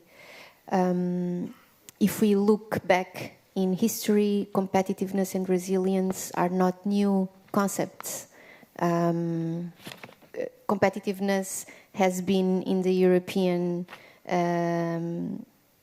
regulations since at least the end of the 50s, and resilience has been in the social science texts since at least the 90s. Yes, but resilience has a new feel to it, this concept, of course, with everything that's happening around us on the borders of the European Union. I think that's why the concept resilience here is as well.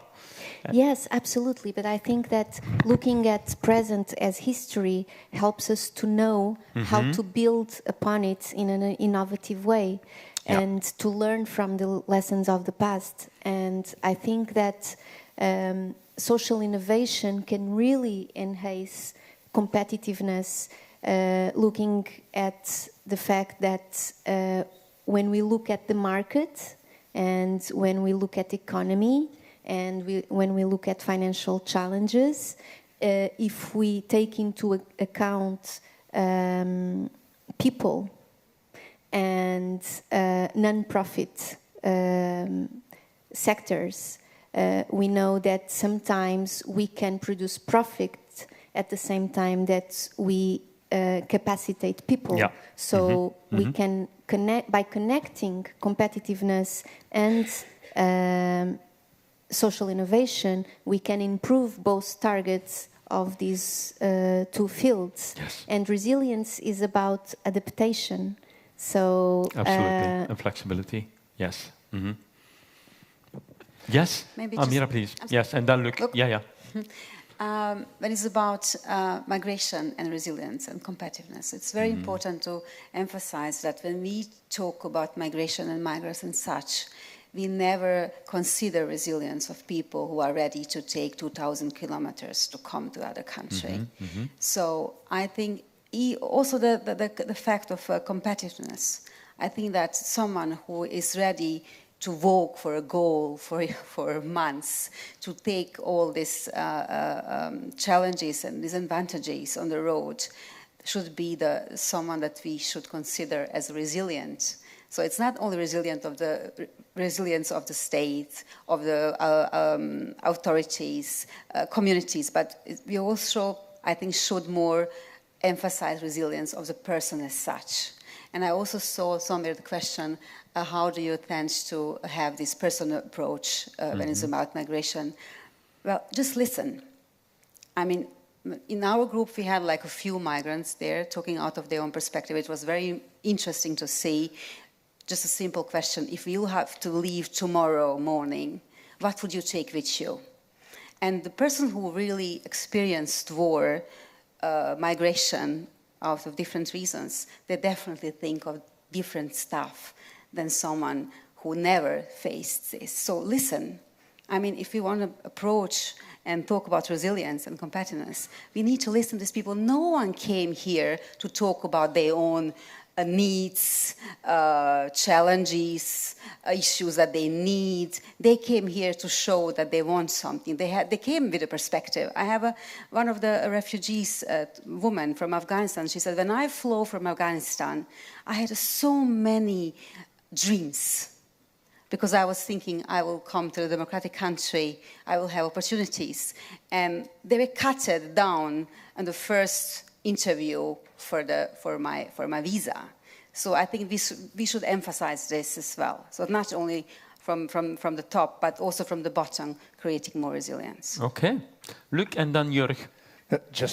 Maybe just a few thoughts. We have to be clear on what resilience means. It's a bit along on the lines of the previous speaker, and what type of competitiveness we want. Of course, we need competitive economies, also at a global scale, to be able to, in a way, fuel our social protection systems and our social Europe type of approach that we Welfare. have. But we also need the other side. So we need competitiveness, we need strong economies to be able to build resilient societies and communities. A competitive economy provides us with the funding for our social Europe, but a social and an inclusive Europe is also needed to be able to develop competitive economies. If we keep on excluding people, then we lose out on capacity, on creativity, on involvement in society. And we have to think these two together. And the moment we disconnect, we are up into populism and to answers to problems that we don't even know at this moment. So we have to think them together, and we have to see that competitiveness of the economy is only possible if we also have strong inclusive policies. Jörg? Yeah, I remember we had a very long and comprehensive discussion in spring among our experts in a preparatory meeting of this event, in particular this question. And I don't think it's the place to replicate this discussion, but what I remember is that a sort of general agreement was there's nothing wrong with these priorities as long as we don't forget about social inclusion. Mm-hmm. It's both. And one helps the other. Yeah, that's the whole philosophy, I believe. Huh? Two sides of the same coin. Right. Okay, we have only a few minutes left. Shall we maybe go to the final question then? And it would be nice if each of you could answer this question. What is the one action that you would like participants of this forum to do when they return home to advance social innovation? Jörg, you have an idea? Yeah, I think I make it simple. So choose the three examples, the three cases you heard about and you liked most, and convince 5 people at home of these examples personally, not just by writing one email to 5 people. So talk to them personally, convince them why these 3 are good examples. Mm-hmm. Amira? From my side, I will suggest everyone out of the experience from yesterday, when you go home, when you leave this room, you will see the people feeding us these 2 days. Who are they? Where are they coming from? And also asked what are the biographies behind. So I would really like us to be more person-centered. I know we need regulations and we need competitiveness and the state is important, everything is important, but it is still the single person who is carrying the society. So if I would have asking for one action is be more aware of diversity in this planet now being two, and be more aware and be more grateful for this. So that's my... Thank you. Bettina? Well, it's the same I always say after those events. It would be, if go home and, I mean, you had to reason why you were here. You were interested in specific topics. So go home and tell your superiors or whatever what you have learned and share that with the others in order then maybe to come up with some program or whatever. And in terms for ALMA, I would say if there are some managing authorities here or implementing bodies who have ALMA in their operational program, but hasn't joined ALMA so far, the ALMA network, so please feel invited, get in contact with us, so we would be happy to talk to you. Okay, and you'll stay here for the dinner so people can find you? Yeah. Okay. And I'm here with also my two colleague experts here, Astrid and Amel. Okay. And of course the In the SFA front team here. who will be happy to talk to them. Angela, what do you think? I will keep it very simple. I would say that for me, one key action is share. So come back to your country, to your home, and share what you heard, what you learned, what you experienced during the Social Innovation Forum with your colleagues, with your friends, family, whoever you want. And also, so share and also continue the dialogue. So within your COP or the ALMA network, but also with the other COPs. So if you met people during the Social Innovation Forum, or if you heard an inspiring presentation from this morning, the social innovators, so continue the dialogue with them. Spread the message. Sophia? Yes, definitely. I would go with Erica. Continuity is the word. I listen often that these events are insightful, inspiring, but sometimes when we get back home, poof. And so we need You're in different environments. A and follow-up. We need a continuity. We need to continue the dialogue, and we need to continue to transform ideas into practice, into actions, into outcomes, into outputs, into impact. And Luc, finally? 3 points, actually. One, relax, go for a long walk. Let it sink in. Let it all sink in, yes. Let it sink in. Secondly, I think, leave your comfort zone. We all have our comfort zones. Authorities talk to authorities, NGOs talk to NGOs, target group people talk to... We all have our own little bubble. What I would suggest, for once, leave your bubble. If you're an authority, go and talk to somebody from an NGO. Informally, just chat, just talk. If you're an NGO, please, go and talk to a researcher or to an authority. Leave your bubble. And that will have positive effects, I'm absolutely sure. And then my third element is maybe a bit more philosophical, but it is important, I think. We almost always think about, do we things in the right way? On your way home, maybe think about, do we do the right things? It's not only about doing things right, it is about doing the right things. And that is, I think, absolutely essential.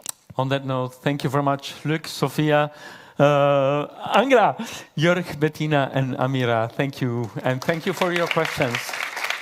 Thank you. Yes, so I think we're slowly reaching the conclusion of the third annual Social Innovation Forum here in Brussels. It is a great honor now to invite Raluca Painter, Head of Unit of the Social Climate Fund, this European Globalization Adjustment Fund and Social Innovation at DG Employment, to deliver her closing remarks. Mrs. Painter, please take the floor.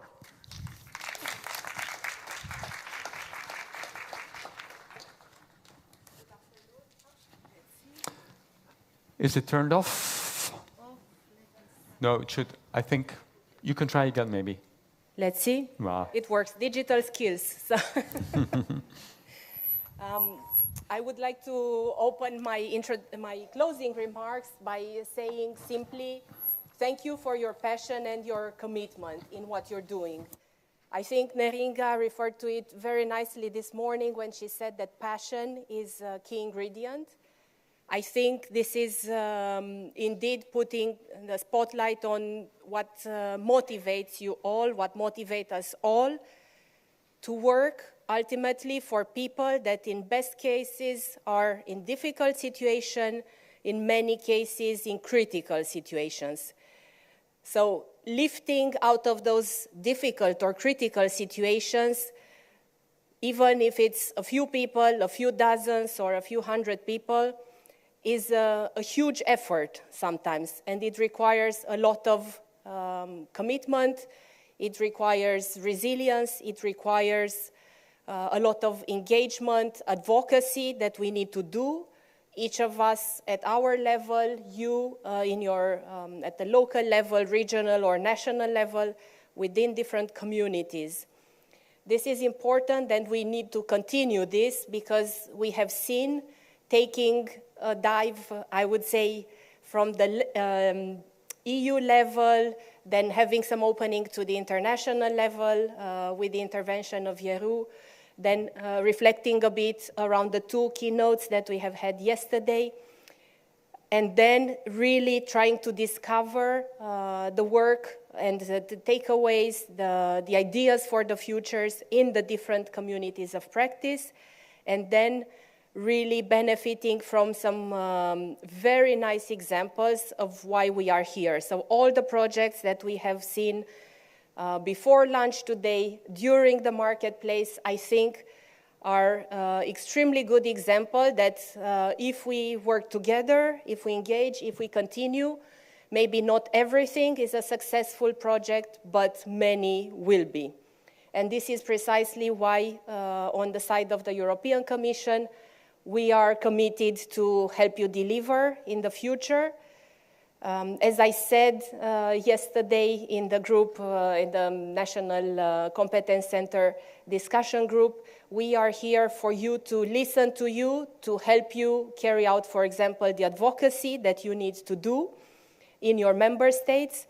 We know that sometimes if you have multipliers, if you have different voices that come with different arguments, with different perspectives, things maybe can move a bit faster than they would otherwise.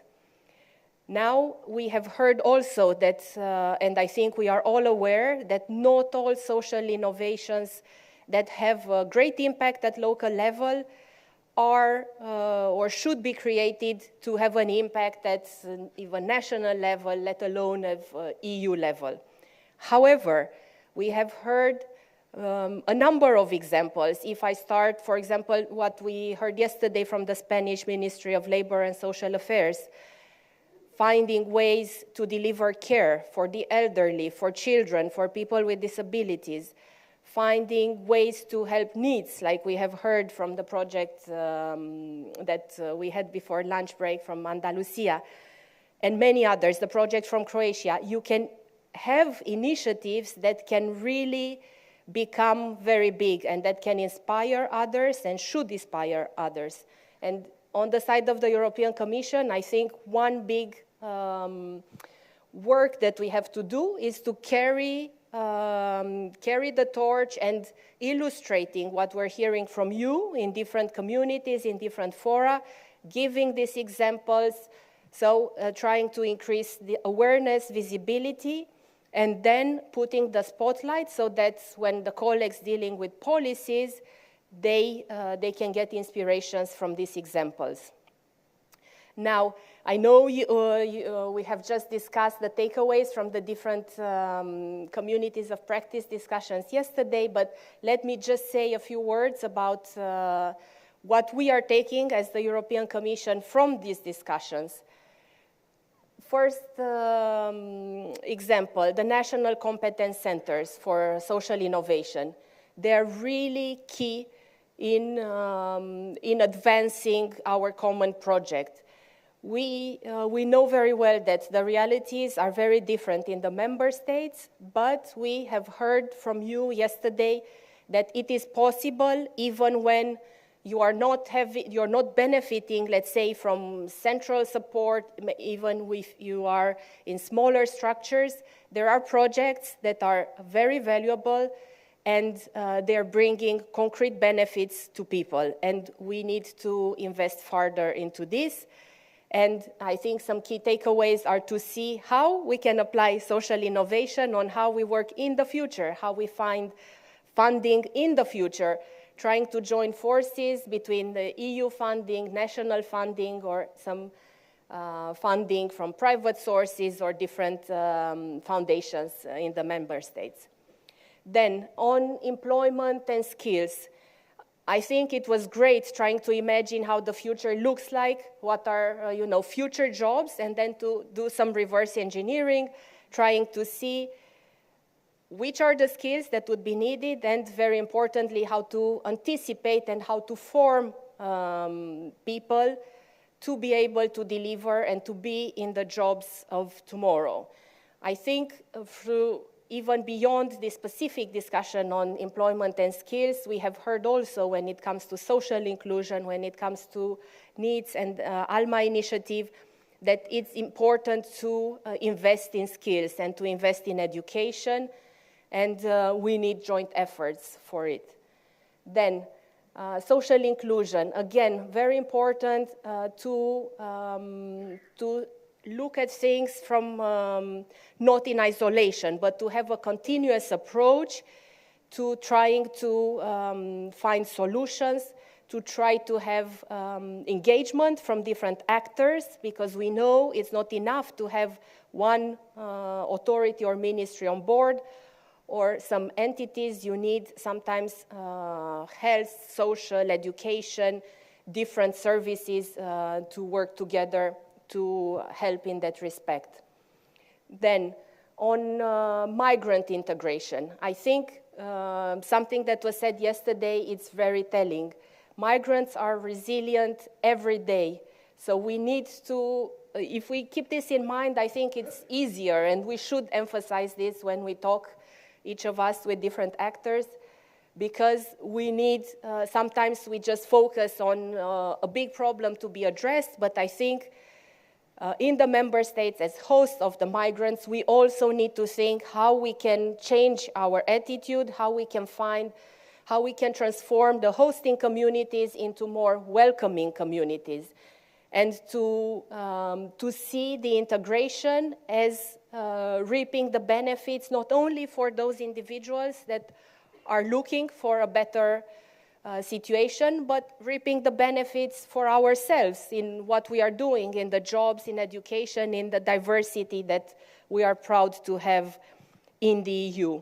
And for that, as I said, we need this engagement from the different actors, and we need to tackle things in a holistic way. Then, material deprivation.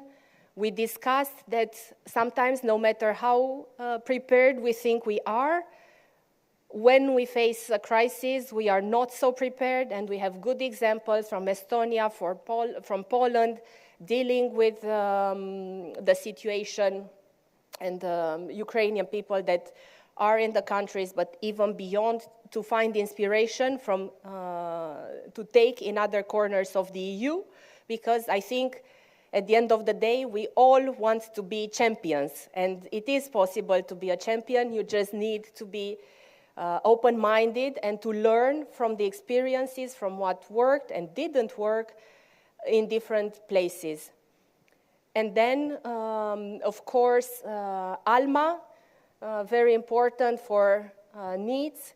We are making really efforts at different levels through the EU level call that we had with the European Competence Centre, but also now seeing more and more in the member states this initiative being taken up, again with ESF Plus support, and hopefully in the future as well, because when it comes to needs, it's the same situation. I think It's really important to see the benefits for the long term, not to only focus on the problem, the current problem, but to see that if you are helping somebody now, things will be much better, not only for that person in the future, like it was very eloquently said by the representative of Berlin, referring to the fact that you are creating a chain of positive reactions for the long term.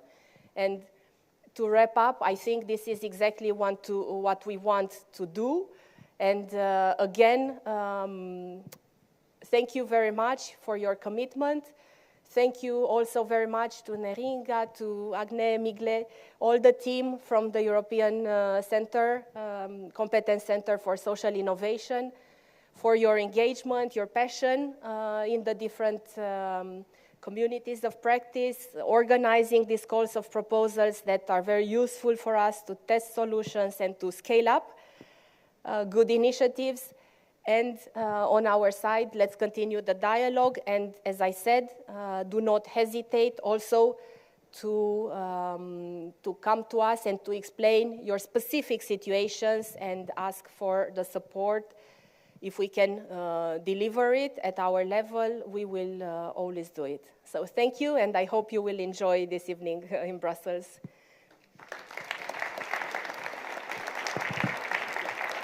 Thank you. Thank you very much, Rilke Painter, for your inspiring words and reminding us of the importance of continuing this journey together. We're not going to continue this forum any longer because on behalf of the European Competence Centre for Social Innovation team, we would now like to take a minute to thank you, first of all, for being here, for coming to Brussels, for your dedication these 2 days, and for the added value you brought to all of the discussions. A heartfelt thank you goes out to the experts of the communities of practice, of course, and the ALMA network for sharing their expertise, to our European Commission colleagues for their guidance, to our partners, panelists, keynote speakers for their insights, and to the entire organizing team who worked tirelessly to make this forum possible. Let's give them maybe also a round of applause. Why not? Now, it is, of course, your energy, your ideas, your commitment that have made this forum to a true space for collaboration and inspiration. Thanks to you, we are on the way, no doubt, to a stronger, more fair, and more resilient Europe through social innovation. And with that, the Social Innovation Forum 2025 officially comes to close. We invite you to take part in the dinner at 6 o'clock this evening. After that, have a safe trip home and see you next year. Keep up the good work. Bye-bye.